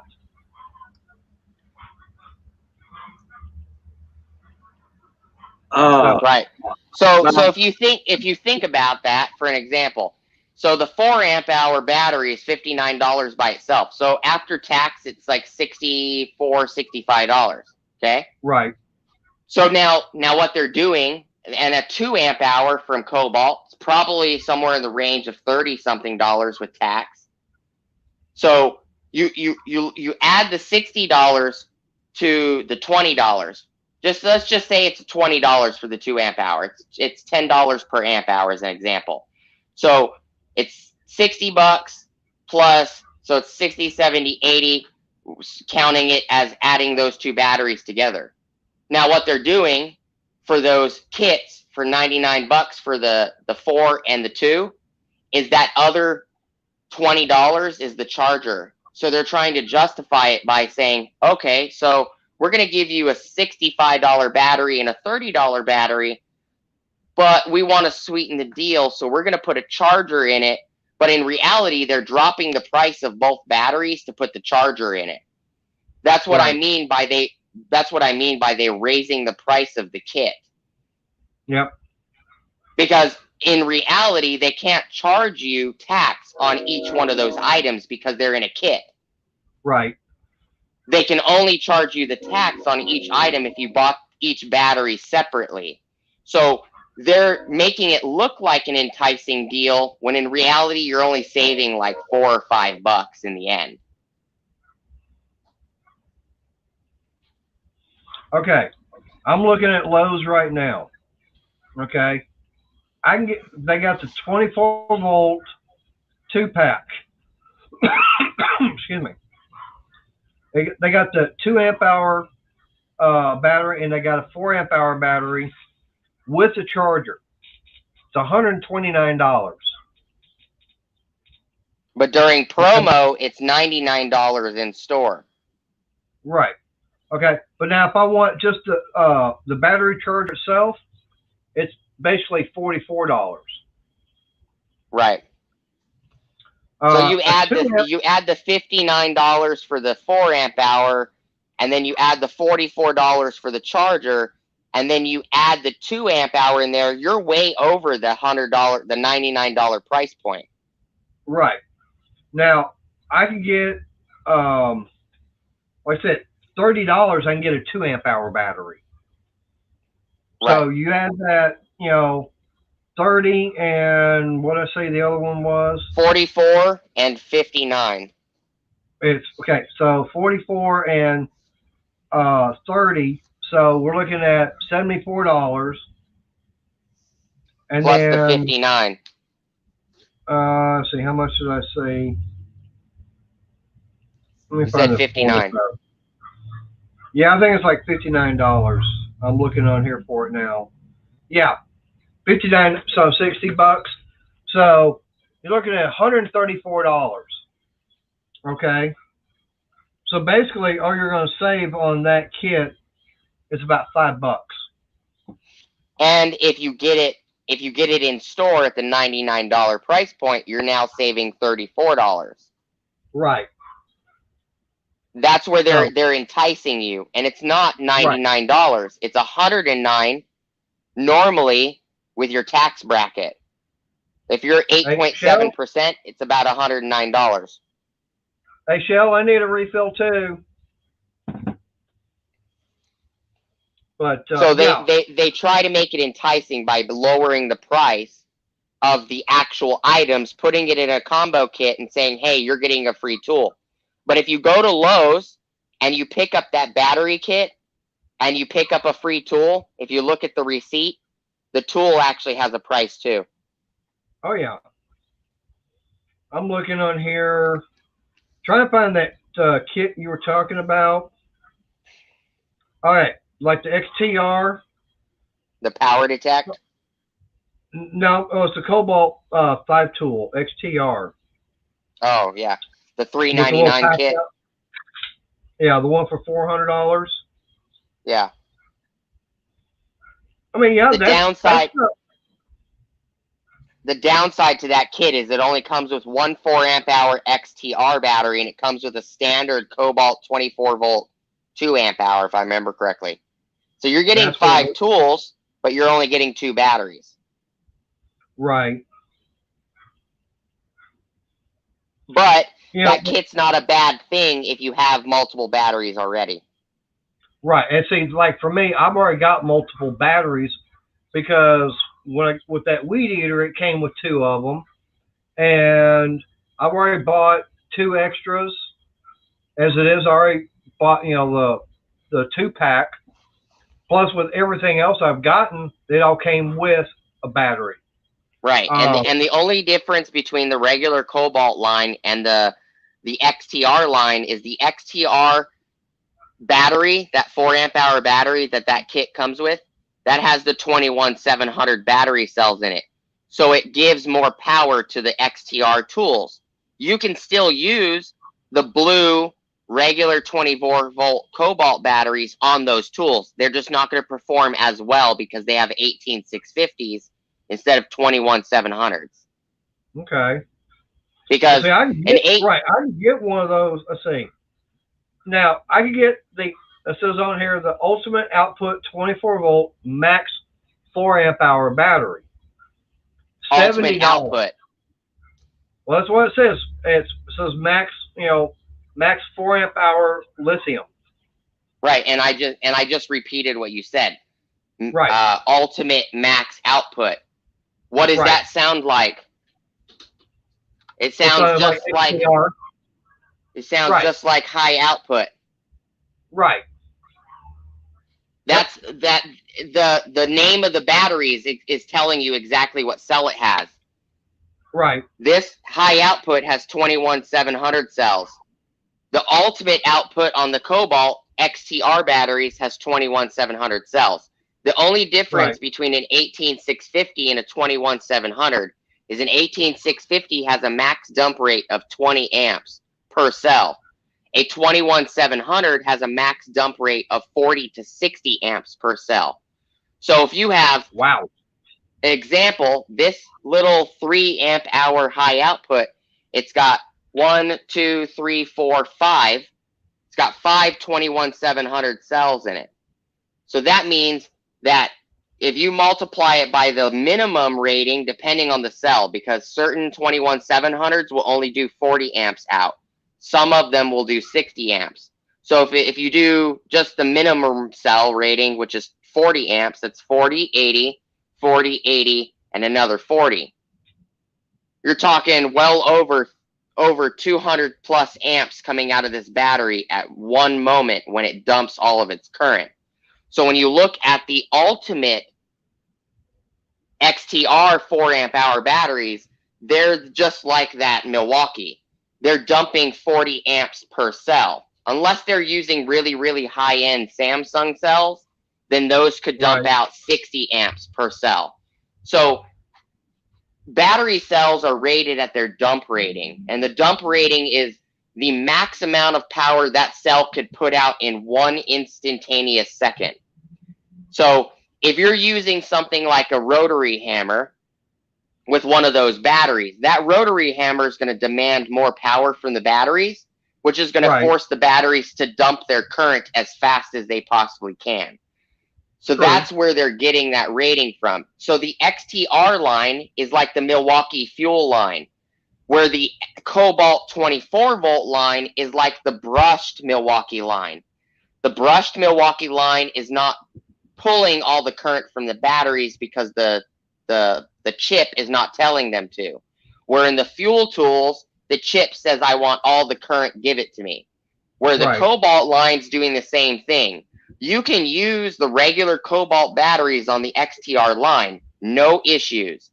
It's just going to make the tool have less power.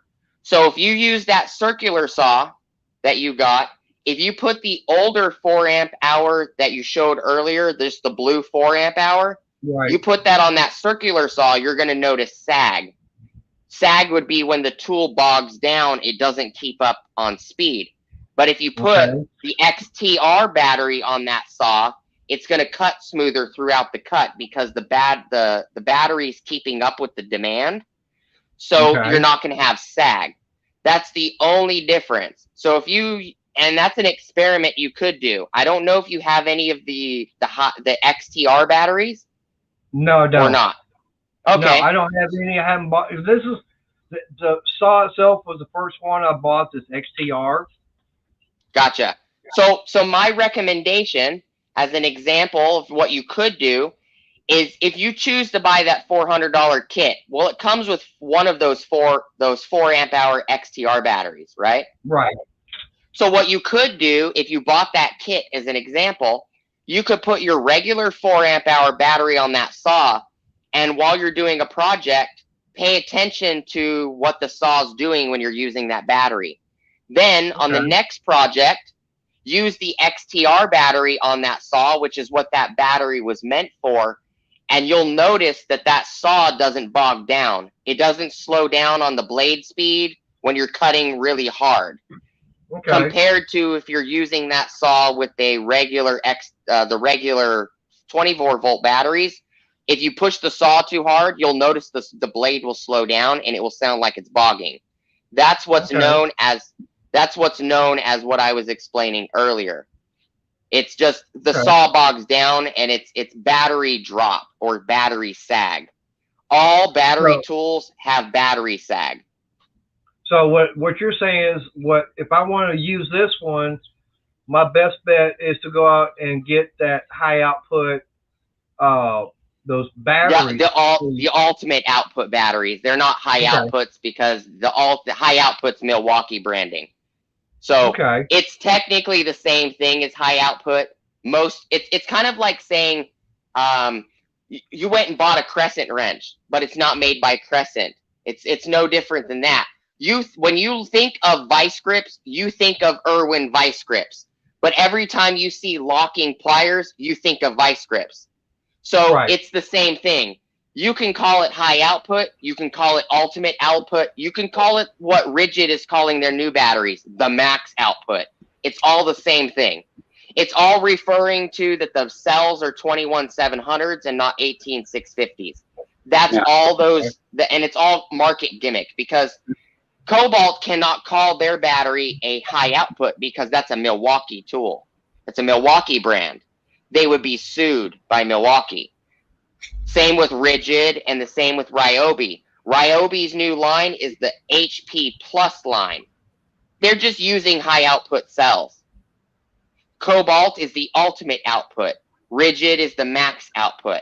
They're all using the same high output cells. They're just using the marketing name differently so each one of them doesn't get sued by themselves.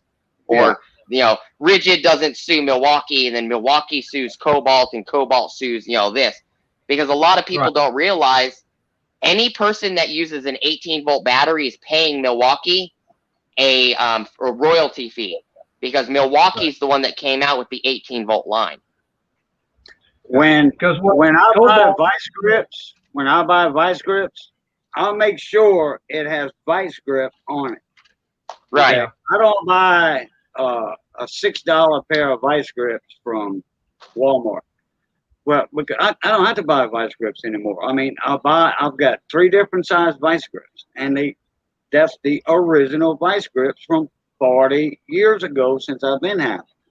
Yep. Right. My point had nothing to do with what brand you're buying. About, right. My point had to do with just the batteries is the same as that. Correct. When you think you think of crescent wrench, you think of the first adjustable wrench. In reality, it's any wrench that has a little wheel on it that you can adjust open. Is everybody calls it a crescent wrench because most plumbers don't care what brand it is. They just care. Go get me the crescent wrench. Yep. It's the same thing as the batteries. Right. Yeah. And Tony, it's just like a Band-Aid, okay? That was something that it's a brand name. But Band-Aid brand, yep.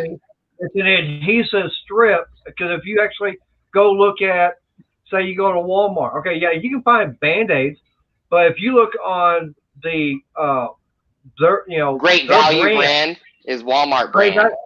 Right. It'll say adhesive strip. Right. Yeah. It's the same thing. Because Walmart did not pay Band-Aid brand to use their name. Right. It's kind of like, okay, now since you do automotive work, okay, here's another example. Who's the one that came up with the name Freon? Who? What? What he said? Freon. Who came up with that name? I don't remember off the top of my head. There's so many different types of Freon. Okay. No. Freon was a trade name by DuPont. When they started coming out with them for cars, if you were to go and buy a can of that, and it was for automotive use, and it was made by DuPont, it would say Freon on the can. But if you got the same thing from any other manufacturer, it would say R12. Or R34 or R22, R22. And now you've got R134A, and it's a refrigerant. DuPont came up with that name. They put that on. So everybody I need Freon in my car. Correct. Okay. Yeah. Let me see if I can find some Freon. I can get you R134A, but I don't know if I can find you Freon. Right. You also have other variants now, like the newer 2020 vehicles. Most of them come with a totally different one now. Right. But it's kind of like another example for automotive. Differential, melon. It's all the same thing. People back east call it a melon. People on the West Coast call it a diff. It's all referring to a differential. A differential is just a ring gear changing the rotation to a horizontal to a vertical. That's all a diff is. But everybody, depending on if you live in England, they say it differently. Some people call them pumpkins. People in England majoritarily call them pumpkins. because Well, it looks like a Halloween pumpkin. Right. Well, now, to me, what a pumpkin is, okay, when you talk about differentials, okay. A pumpkin. We call them pumpkins. Now, okay, to me, okay, so being with my Chrysler products, a 8 1/4 rear end, or 7 1/4, 8 1/4, your Danas and everything, okay, Yep. on all of them, and even on your GM, I know 10 bolt, you have a cover on the back of the whole housing you have to pull off in order to get to the ring and pinion gear. Okay? Depending on the axle. Well, like I said, if it's an 8 1/4 or even the GM 10 bolt, what they call a 10 bolt rear end. Okay? Yes. It has that cover on the back of the housing. Okay? But with your Chrysler 8 3/4 and your Ford 9-inch, they have a removable carrier that you can Which actually are called third members. Right. Okay. But you can actually take that out of the complete rear end housing itself. To me, that is what I call a pumpkin. Yeah, a pumpkin doesn't refer to the third member. It's actually referring to the bubble on the back, which would be the cover. Right. That's what the pumpkin refers to. And Toyotas don't use those axles. Toyota uses third members, which would be the carrier, which actually comes off on the drive shaft side. Right. Like I said, I call that a pumpkin because you drop your drive shafts, take your axles out, take the bolts or the nuts or whatever, and you can pull that complete carrier out, and you can have another one sitting there with a set of different gears and everything, set it ready to go, pop that one in, put everything back together. Right. They're called carriers for certain companies. For like Chrysler, they call them carriers. For Toyota, they're called third members. Right. But to me, I still call it a pumpkin. Because it's all the same thing. Right. It's referring to the differential and the axle. It's the exact same thing. But you can call it a carrier if it's a third member style. If it's a regular Dana 60 or Dana 40, you're referring to the bubbly round end when you're referring to a pumpkin. But it's all dependent on where you live and what you call it. Right. It's no different than vice grips. Right. And 18-wheeler talk, semi-talk, we call them chunks. Yeah. I've heard it called different things. I mean, the center carrier, pumpkin, third, third member. Yeah.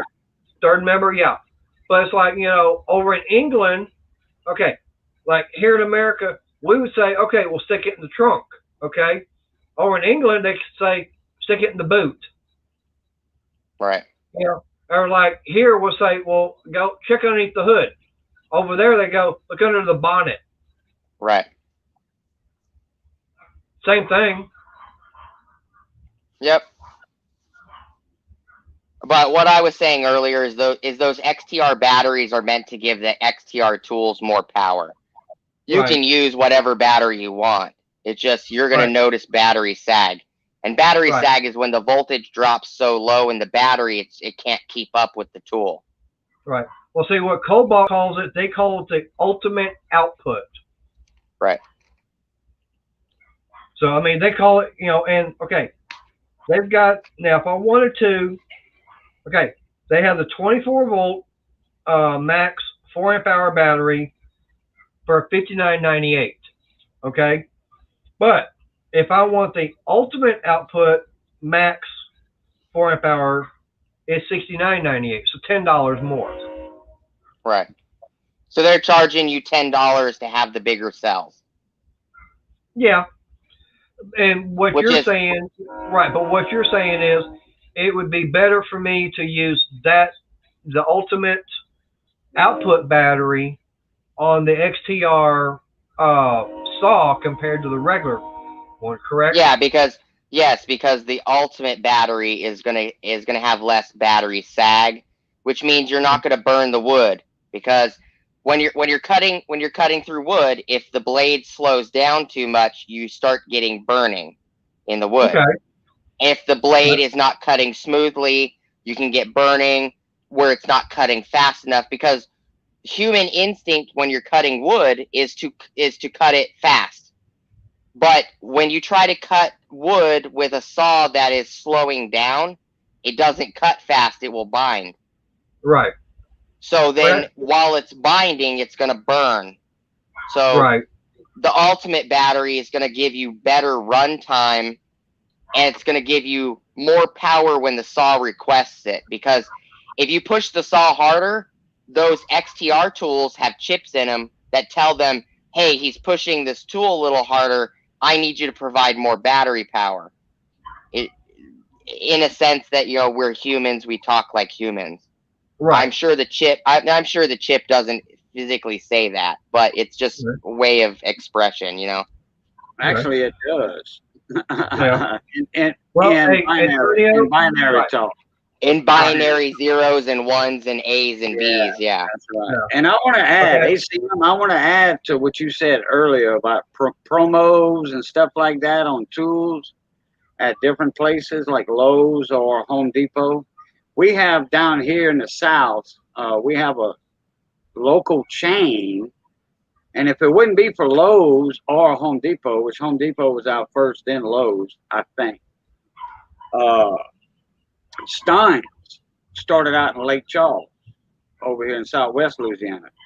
They in Texas, Louisiana, Mississippi, and Alabama. So, I mean, they have like, I don't know, what, 20 stores, Johnny, probably? Stein's got about 20 stores altogether. Went to my daughter's house in Walker. They have a Stein's over there. You know, I'm like, man, they really grow. So anyway, beside the point, they had a promotion on DeWalt. If I'm not mistaken, it was a 20-volt drill, or anything for DeWalt. I think it was just one particular 20-volt drill. If you had a drill to trade in, and then they had a coupon with it, you print out a coupon. They gave you $50 for your old drill that had to be 12 volts or more, 12 volts or higher. You turn that drill in and your coupon, and you got this 20-volt DeWalt with a hard case. I'm not talking about the little soft case, a hard case, like the old musicians' cases used to have. Yeah. And I think the price on that one 20-volt drill was, because that was a half-inch drill, was like $2 something, you know, MSRP. And I got it total price cash out of my pocket with my coupon, and my drill was $50 or $60. And that was a good drill. I loved it. Yeah, it's called an exchange or return policy. If you return an old tool that they can deassemble, then they'll give you a discount. Even Milwaukee and everybody else does that. If you turn in an old 18-volt Milwaukee drill from like 14 years ago, they'll give you a discount on a new one, because they want you to be in the newer line, not the older line. Yeah. I had an old Black & Decker. If I'm not mistaken, it was a Firestorm, 14-volt. And man, Firestorm had a good line at one time. Firestorm had a good line. And you can put your Firestorm batteries in DeWalts, and it would work. And they would charge on the same charger. But you couldn't put a DeWalt battery in a Firestorm unless you sanded down, whittled down that edge in a U shape on the back of the battery. You know, the U shape was like the heel of a cowboy boot, you know, and I mean, I ain't gonna take my boot off right now, but anyway. Please don't. The smell will be unbearable. No, that's all right. No. So anyway, they had a little bitty ridge on the top of the battery, and I whittled that down, and my DeWalt batteries would work in my Firestorm. That was the only thing stopping it. There was a slide in. No, there was a pop in battery. Yeah, there was a pop in battery. And that little bitty ridge was the only thing keeping them from the Firestorm. I mean, the DeWalt going into the Firestorm. All right. But it was, yeah. I've dealt with a few tools in my lifetime. And ACM, I don't know if you work for DeWalt or not, but you damn sure would make a good salesman for them. One of their best. No, I don't. I'm a mechanic. I don't work for tool companies.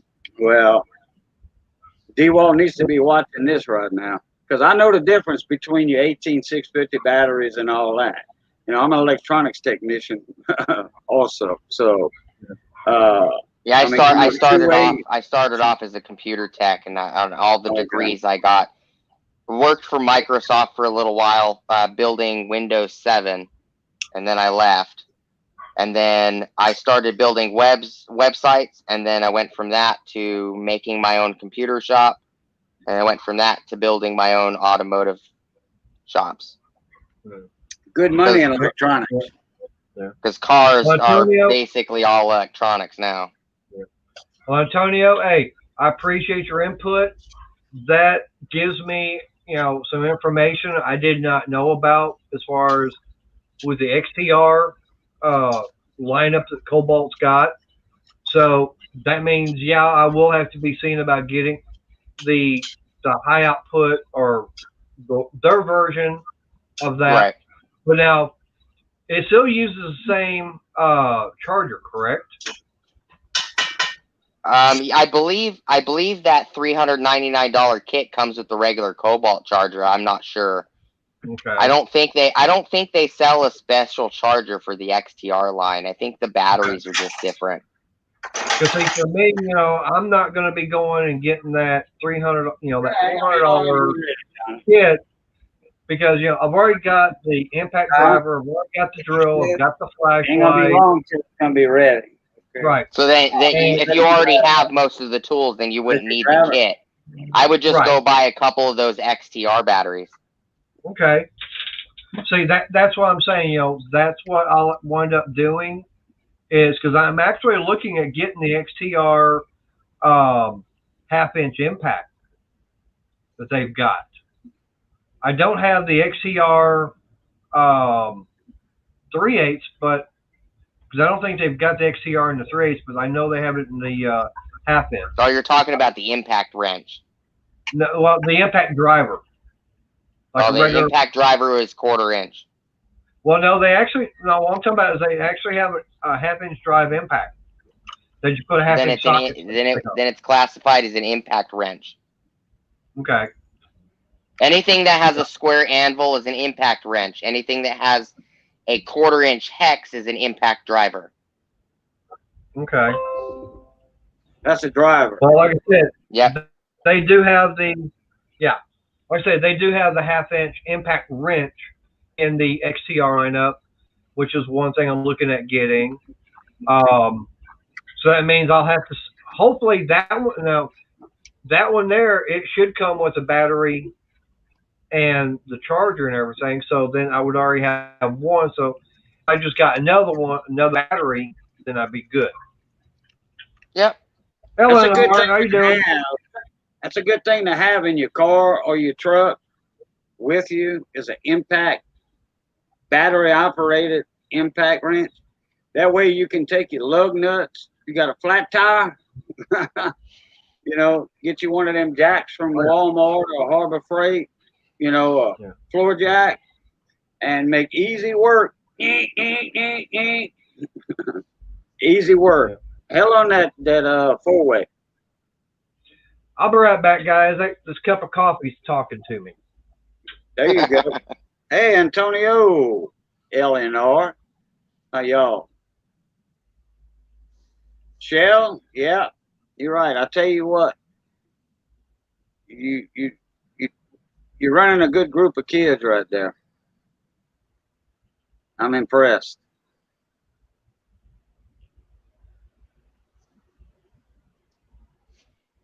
I'm cooking, y'all. That's why I'm up and down, away and back, and Oh, cooking okay.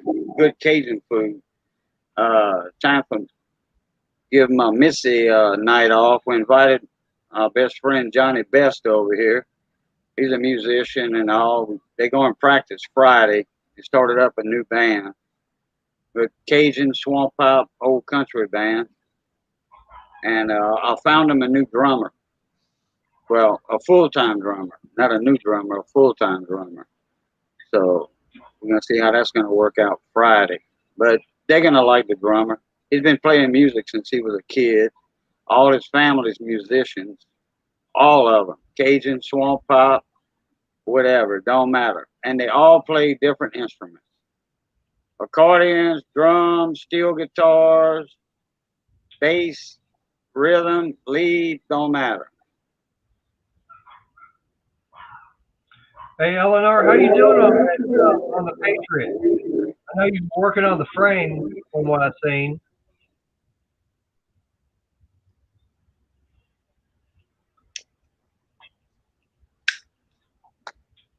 I might take a couple of videos Friday, put them on the YouTube channel. Oh, really? You're actually going to post something? Mm. Yeah, I got a couple of videos from the camp, but it's on my Cajun Coin Hunter channel, not my Boo Luket channel. Oh, okay. Yeah, I got a couple of videos I uploaded this past week. I got a 10-minute video and about a 2-minute video. I don't think I'm subscribed to that channel then. I'm going to have to go check it out. My Cajun Coin Hunter channel? Yeah. I thought you were. I get notifications from you. Do you? Yeah, I get notifications. I got a notice that you were on, so. Well, I mean, you're subscribed to me and everything, but I don't get anything for you. Well, So check let me to see check to see if you subscribe to me. Cajun Coin Hunter, aka Boudreaux. No, it's just Cajun Coin Hunter. I want to start doing a couple of wheels pretty soon. I got some stuff in. I got some SMS sets in, some uncirculated sets. I think I can dig up a couple of proof sets from the 60s, all silver, and do. I just subbed to you. No, okay. I'll get a notification. Yep. I tell you, some of the coins I wouldn't mind getting my hands on is some of those that they've got out of England. Which I've been one? seeing some of their 2 pound collector coins. Oh, the 1 and 2 pound coins, like the Canadian stuff. No. They have the 2 pound coins over there in England, and see, they have it where it's got the queen on one side and Right. it's what they call technologies on the other. But they, I don't know what year it was they started, but they started doing like commemorative, collector coins throughout the different years. 2000, I think 2016 was, I believe, the last year they had one of them. Oh yeah. That's I think that's a 65 or 66. Uh-oh. That's a special mint set right there. They didn't have proof coins. Those 3 years they didn't have uncirculated coins. What they call them was SMS sets. And the 64s are worth ungodly amounts of money. But Miss Eva Adams, the mint director at the time, hoarded all of the 64s. They only made about 50 of them. She hoarded those, and she was blaming it on coin collectors while there was a coin shortage. And in '64, when she became the mint director, they had a prototype run, quote unquote prototype run. Right. And those 64 SMS sets, if you can find the coins or a full set, you got bank. You got a lot of money. I'm talking about retirement money. Right. Right. And Shell, yeah, I know about Lorna. I've actually been on one of her live streams where it's just her. And yeah, we've been chatting and everything about me getting the 2 pound coins from her. And Crystal is, I'm figuring that she should be somewhere about halfway through Dallas right now. She took my car to go back up to Oklahoma to pick up some stuff. That way she can get most of it in mine since I've got that Dodge Caliber. My car can actually hold a lot more in it. So she was leaving her dad's house about 6 o'clock. So figuring, yeah, probably close to 10 o'clock, somewhere between 10:30, she should be showing up. So she's probably up in the. Uh oh. Let's see if that was her. No, that was something else. But yeah, she should be. She should be getting here. Oh, about 30 to 45 more minutes.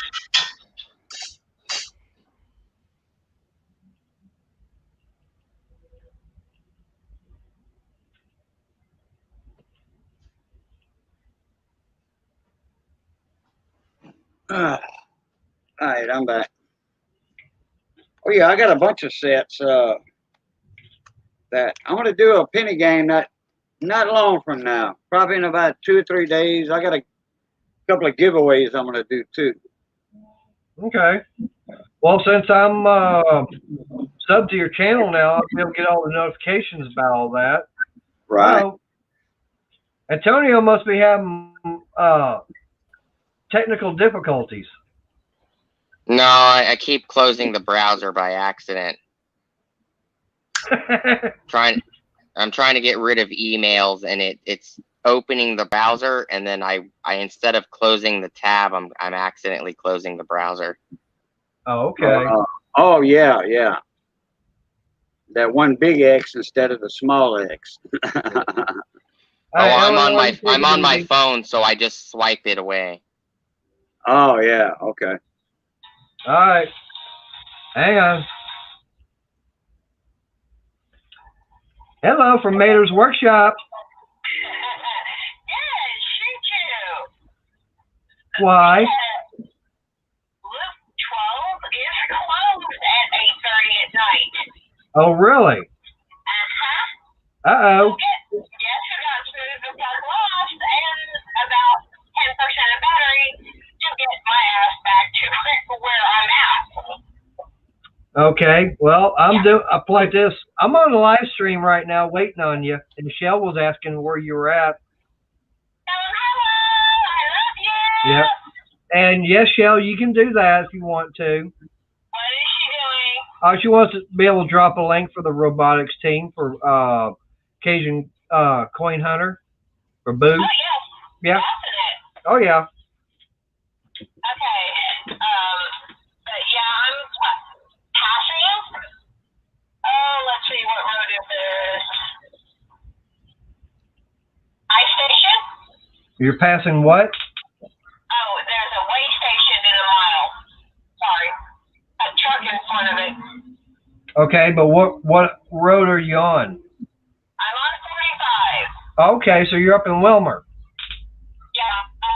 Exit 273, Winter Green mile. Yep, I know where you're at. Alright, so you know about how long it's going to take me to get home? About 20 minutes. Okay. We got a pooped out puppy, though. Okay. So,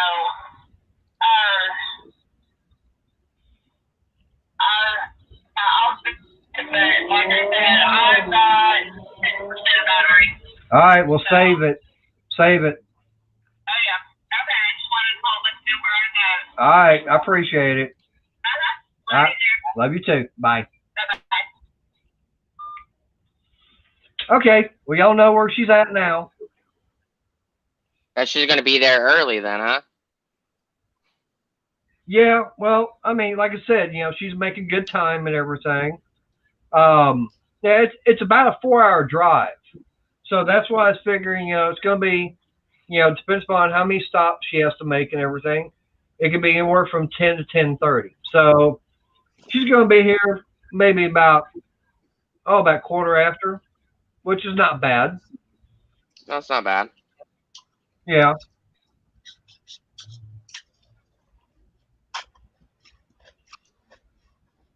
Hey, Boo, Shell's truck saying try that one.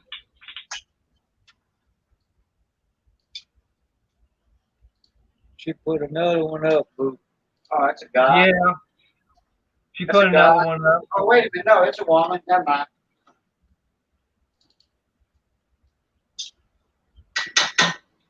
Hey, Andy, how you doing? No, Shell put Glad another. you're That one's gonna work. winning. Maybe hold your tongue the right way for the first one to work.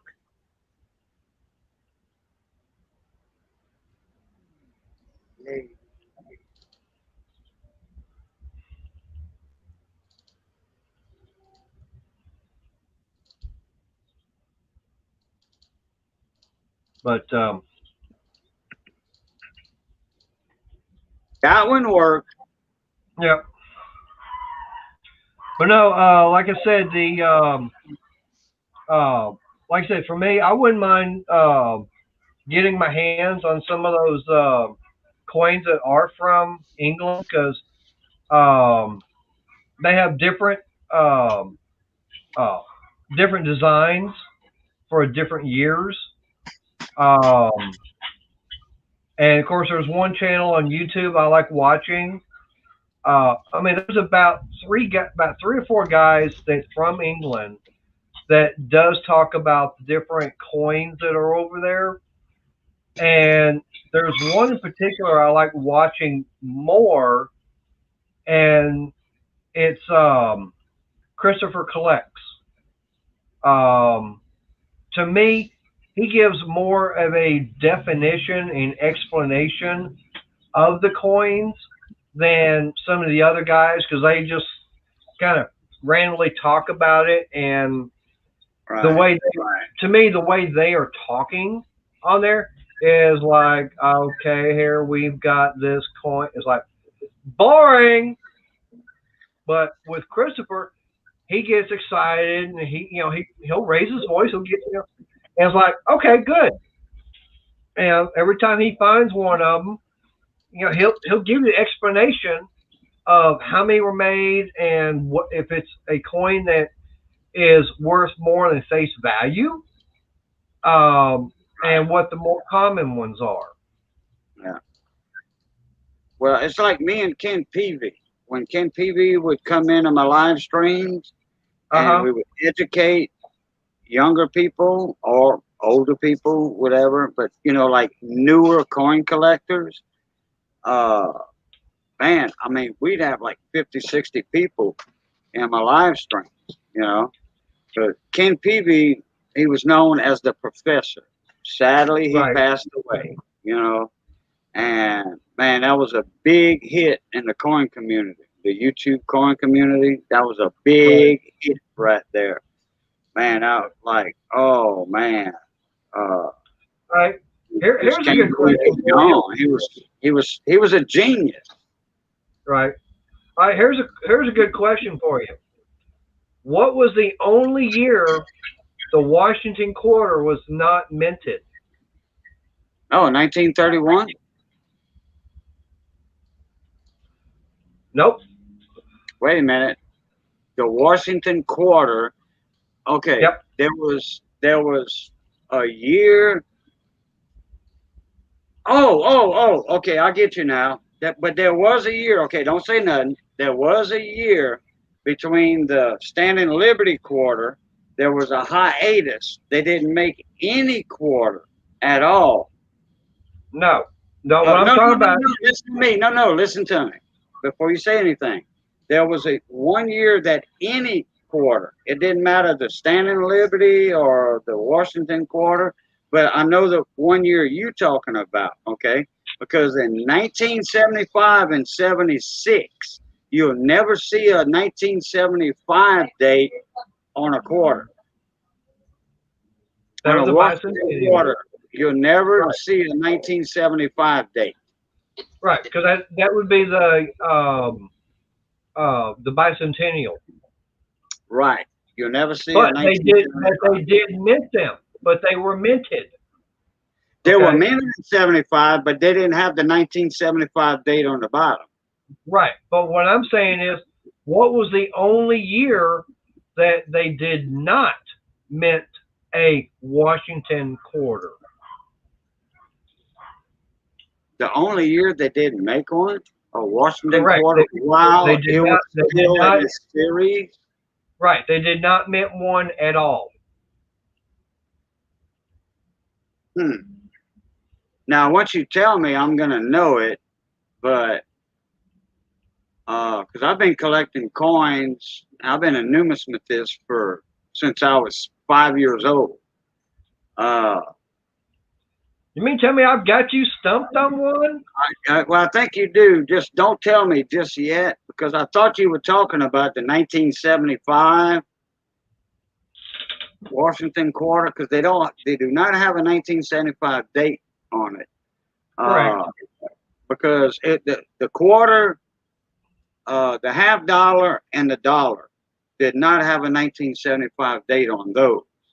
Right. But they were And I minted. know, and I know Right, in but they- 1931 they didn't make a quarter. They didn't make any quarter in 1931. Okay. Because they went from the Standing Liberty quarter to the George Washington series quarter, Right. and they had a year lapse right there. So no quarters were made. So that doesn't include the George Washington series. Let me see. And no Googling. Oh no! Hey, look, my hands are right here. They did make them in '76, A and D. They did make the Washington quarter in '76, but that's why they did the quarters, half dollars, and dollars in '75 and '76. But they did make it. But they did make a. The quarter does have. Oh! Wait a minute. Yeah. Okay. They did that with the half dollars and the quarters. I think it was only in mint sets they came out with them, but not for public. What was it? The 82 or 83? Nope. Okay. Well, that was the half dollars. Yep. The 50-cent pieces, because that was only for the collector, the circulated sets, like I was showing you a while ago, and the proof sets. Right.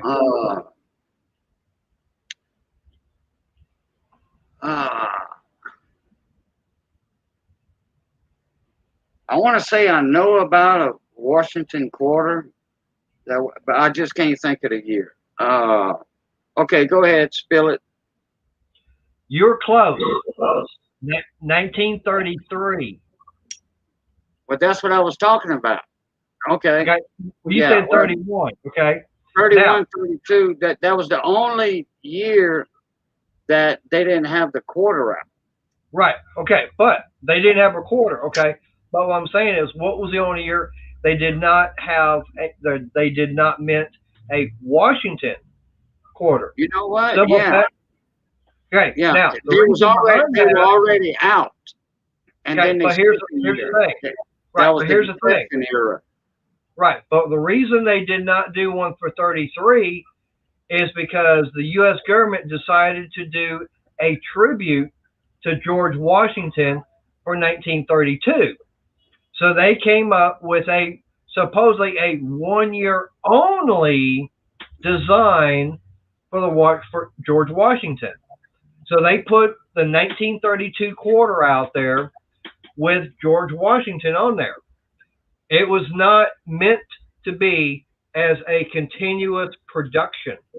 There was Okay. such a high demand for it. Yeah, because I don't remember a 33 quarter. You're right.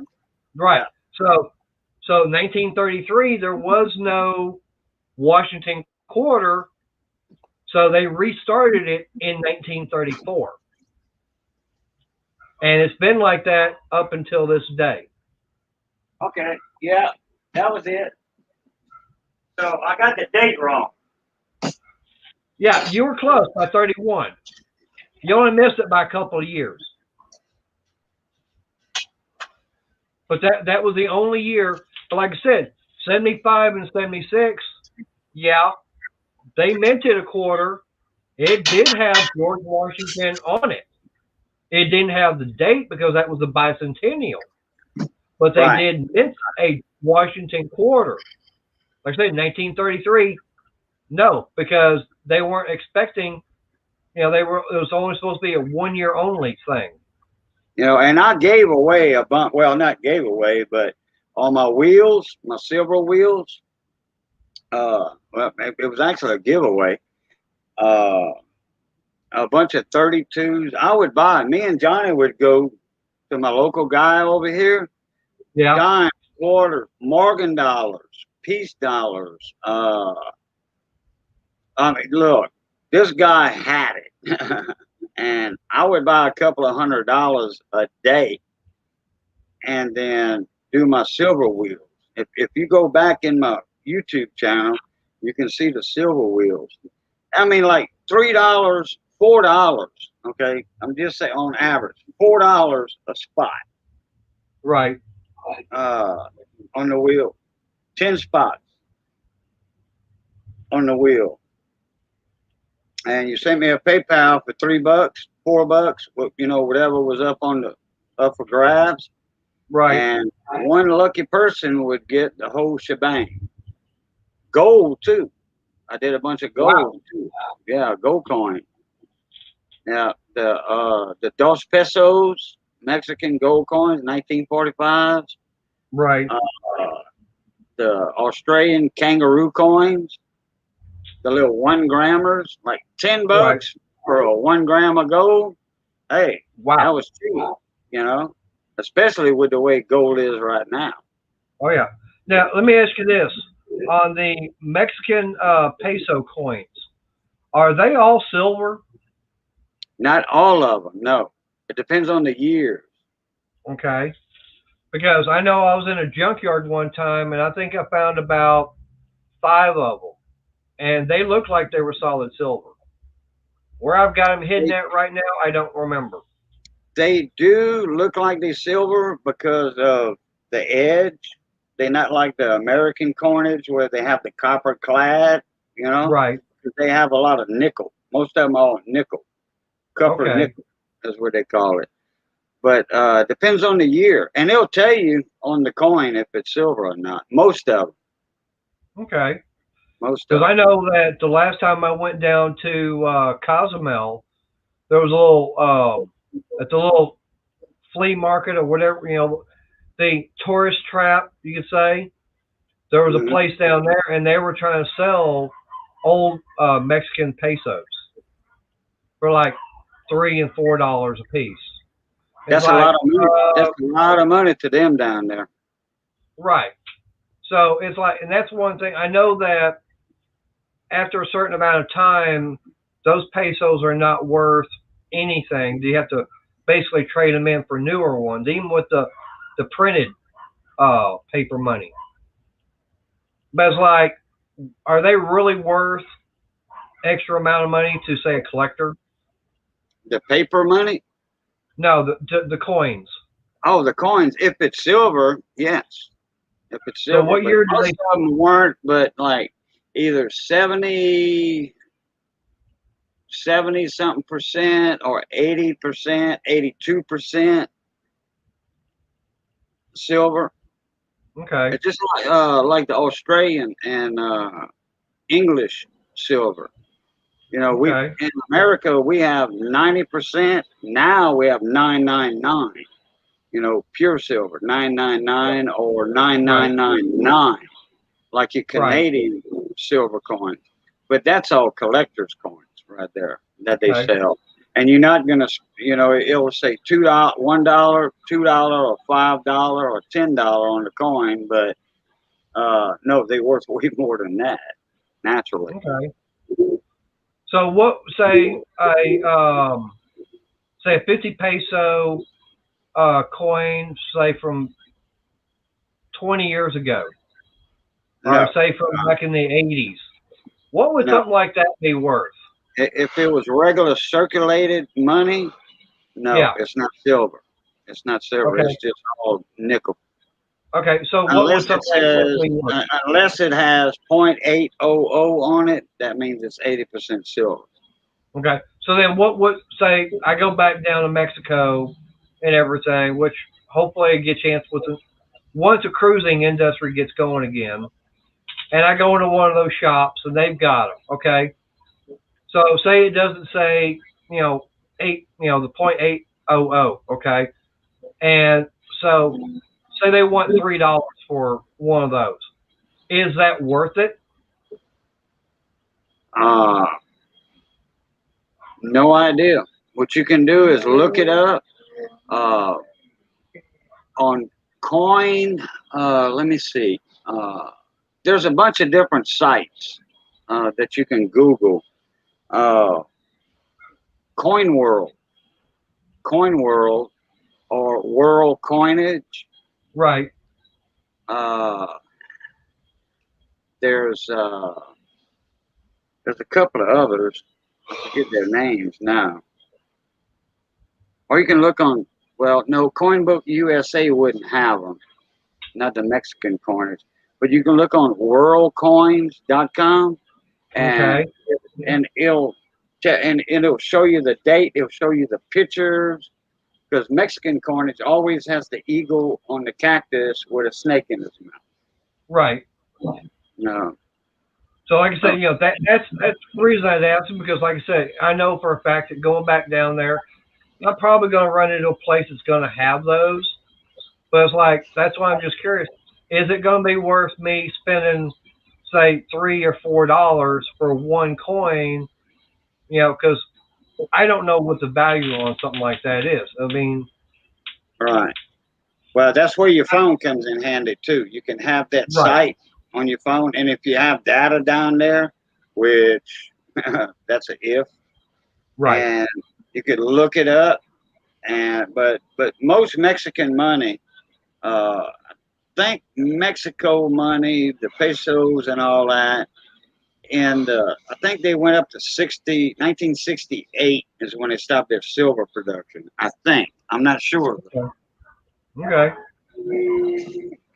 Hey guys, I'm gonna get off here. I gotta edit some videos and okay. Well, hey, I appreciate you stopping by, Antonio. And anytime I'm doing a live stream, hey, you're more than welcome to pop on in panel. I appreciate it, Mater. I hope you guys have a great rest of your night, and I'll see you later, Cajun. All right, you take it easy, Antonio. You I too, Mater. appreciate the info. Hey, and I appreciate the info on the batteries. Oh, you're welcome. Tell Crystal I said hey. All right, I'll do that. All right, bye, guys. All right, bye. Ooh, time for some All right, tell you what, cake. y'all hang on a minute because I'm gonna go out. I don't have the front porch light on, so let me go turn that on real quick. So she should be getting here almost any time. So I'll be right back. And that I want to get something that I picked up from this past weekend that Cajun might like to see.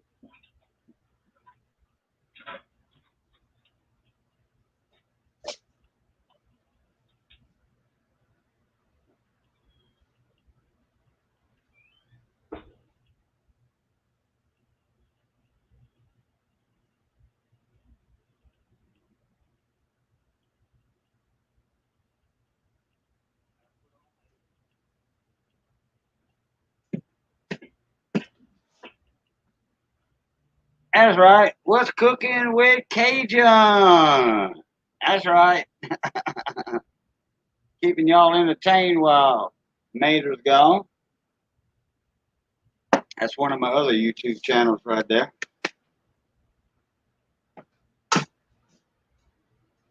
Add my rice to my brown rice.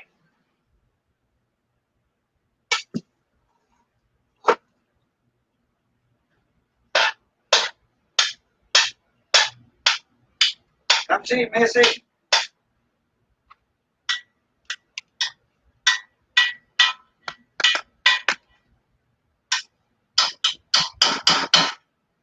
Where you at, Missy? Come see. Come see. Come see. Come up.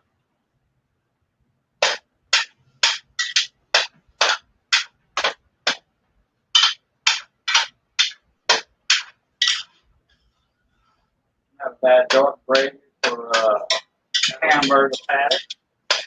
It was darker than that earlier. Not a bad gravy.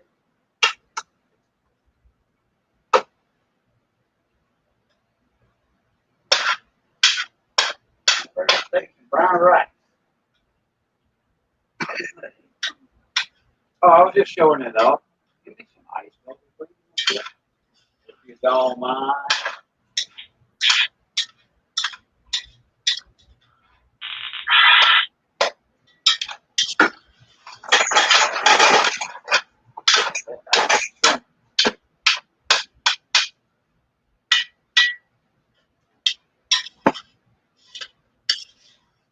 Oh yeah, Cajun brown rice looking good.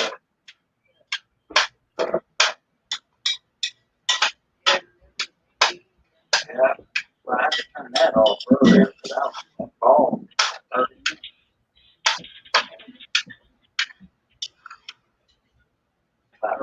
Did you get okay? Did you get a lot I'm of right here. I'm right here. All right. I'm right here. Look, see? All right. That's I my see cooking you. apron. What's cooking with Cajun? All right. Hey, I don't know how good this is going to show up, but check out this coin I got over the weekend.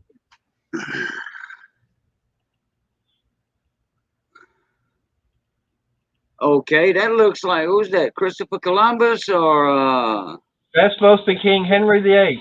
oh, King Henry VIII. Okay. All right, hang on. Hello from Yeah, Matters sure, Workshop. in there, baby. Hello, dear. I'm at Ennis Avenue taking a turn to go towards the house. Okay. Well, I got the front porch light on, and I'm showing Cajun the coin I got from the castle. Okay, is there any way you can holler at Chris and tell him to get outside? I can go do that in a minute. Alright, I thank you. All right. I'll be on in just a couple. All right. See you in a few. Bye-bye. All right. Bye. But no, it's King Henry VIII, or excuse me, King Henry VII, and everything. But on Okay, the back of hold it, on. I'll be right back. Hold on. I'm still listening, though. I'm still I gotta listening. go get. Let me go get Chris. Let him know that she's fixing to be here. All right. I'll be right back.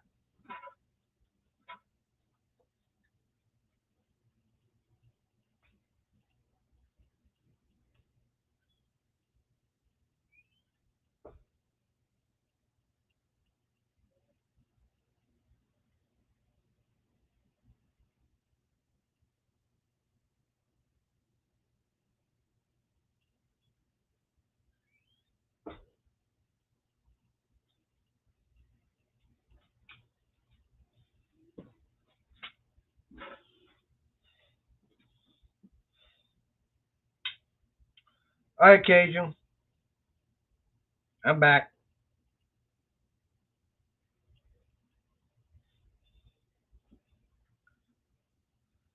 All right, but on the back of it, try and get it to where you can see what that says and everything. Is that a hologram coin? No, Okay. I see a bunch of different colors. That might be your camera light doing that. it could be that, but it's, I mean, it's basically they took it's a steel coin that they minted, but it says Oklahoma Renaissance Fair out of Muskogee, and you can actually go and these are coins that you can actually have and go to the fair and make purchases with. like this coin here is worth $2. Okay, they have them in different denominations. They have them in ones, twos, fives, tens, and 20s. Right. And the thing about it is that if you have them, I think there's about 3 other places up in Muskogee area that actually will take these as cash. Wow. Okay. So it's more or less like a token. It's kind of like a token, but this, like I mean, a casino token. right. So, but yeah, I mean, but like I said, they are. You can actually spend them at other venues around the city of Muskogee, and Right. you can spend them at the Renaissance Fair itself, and they have no expiration date on them. Okay. I like that. Right. So I was like, I do like that too, and I heard about it. I've never heard about it going to the different ones I've been at. They actually have it, and it's like I asked where I could get some at, and they told me. I went over there, and I got the last 3 2-pound coins that they had. I've got them. That way, I've got it as a souvenir, basically. Right. Right.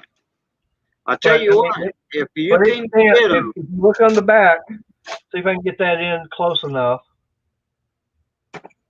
But it does say, it says the 2 pound on it. Right. Right. The symbol for the pound. Right. Right. So that tells you that this is a 2-pound coin.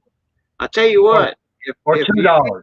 If you can get those and uncirculated or like just fresh out of the press, you know what I'm talking about? Right. Nobody never put their hands on it. No thumbprints, no nothing.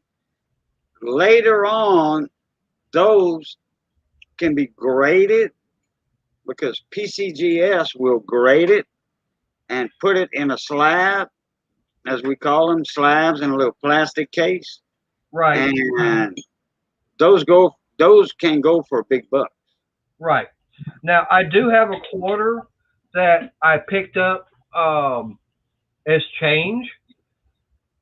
The only problem is I have no idea what year it is, because it looks like when it was struck and everything, there was some debris or something that covered up that the last digit of the year was not able to imprint onto the quarter. And there's also one other area on the quarter itself where it looks like it was not struck correctly.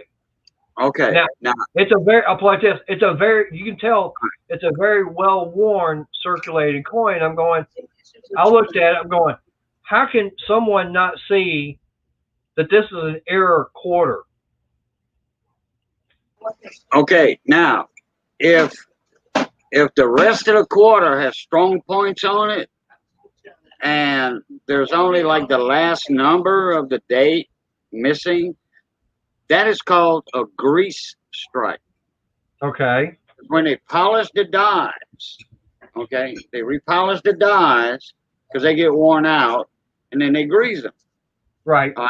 And then the first few coins that are minted, the first, I don't know, say 20 or 30, are going to have missing information on the coin. A missing letter, a bunch of missing letters. The first one, the first grease strike, fresh out of the mint, is going to look like it's worn out and all that.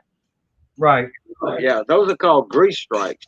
And those bring a little bit more of a price on coins than, a non-grease strike, especially if it's in like silver or something, Right. And then they have what they call strike. That's called a grease strike. Then they have what they call strike throughs, like the polishing cloth itself. If something like that gets caught in there, it's going to look like a cloth imprint on the side of the coin, and that's called a strike through error. I know there's one dime I'm still looking for, and that would be the 2018 Philadelphia. because that one there, they don't know, they do not know how many were actually struck, but there was some debris in the channel or whatever where the blanks were coming down and scratched the reverse side of the blank before it got struck.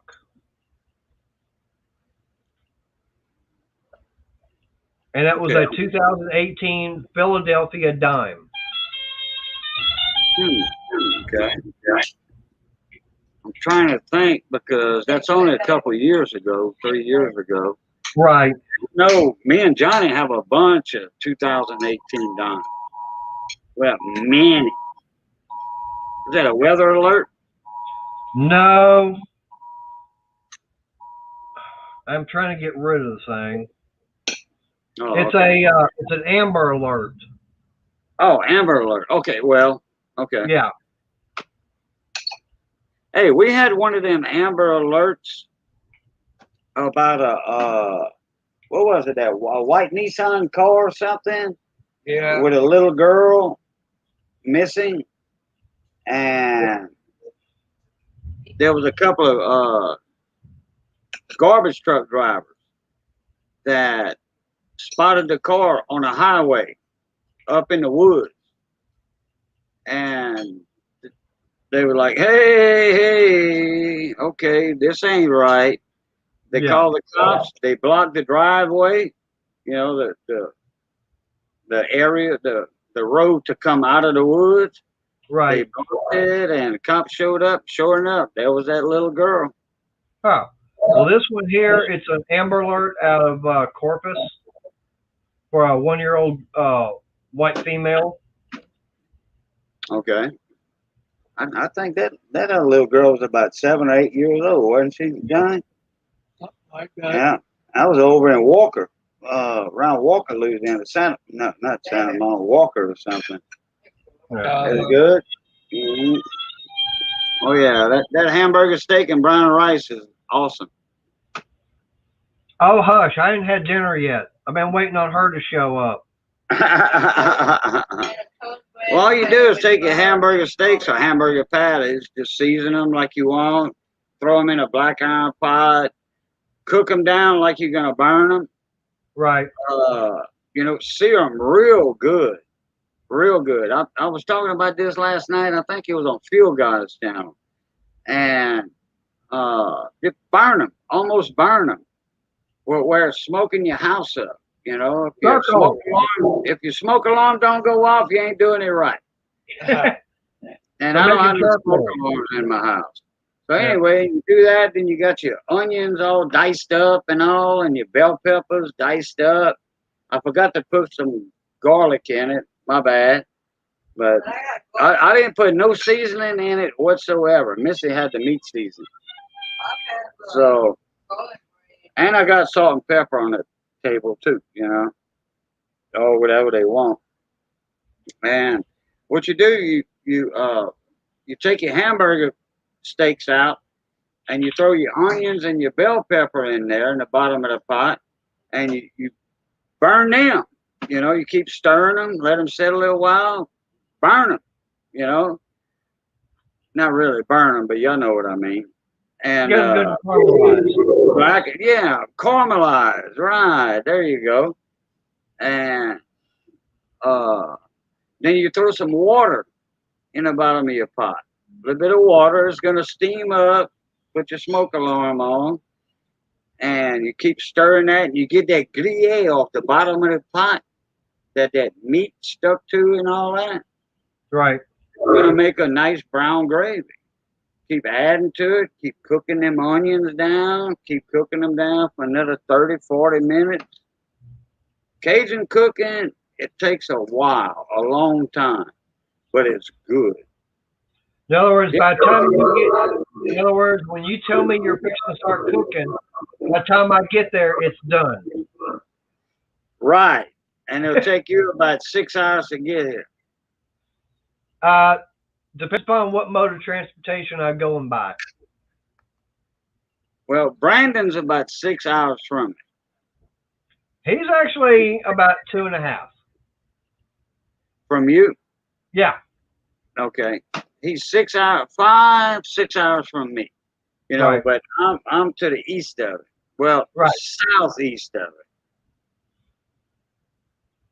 Well, I forget. I know I looked it up one time before, but I think it was about 4.5, 5 hours for me to get there. Over here? Yeah. Oh, okay. Well, look who decided to finally show up. Yeah. Miss Crystal. Hello. There's Miss Crystal.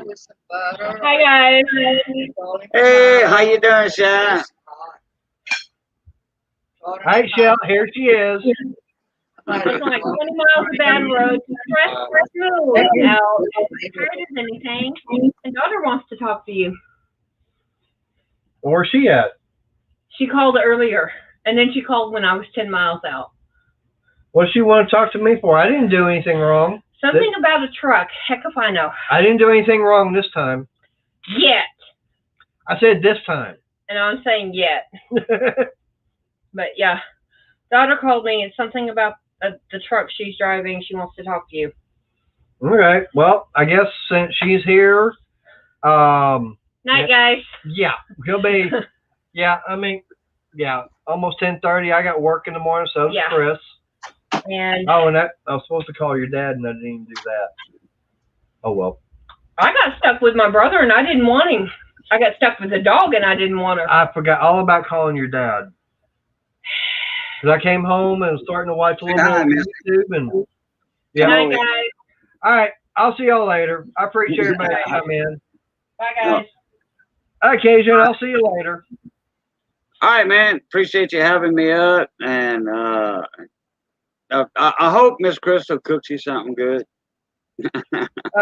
If she don't, I can always go get something from the store. Oh boy. All right.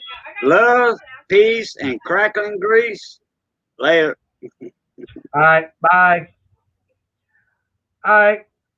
Good night, everybody. Appreciate everybody stopping by, keeping me occupied and everything while I was waiting on her to show up. So since she's here, I'm going to bug on out. So I'll talk to y'all later. Bye. Have a good night.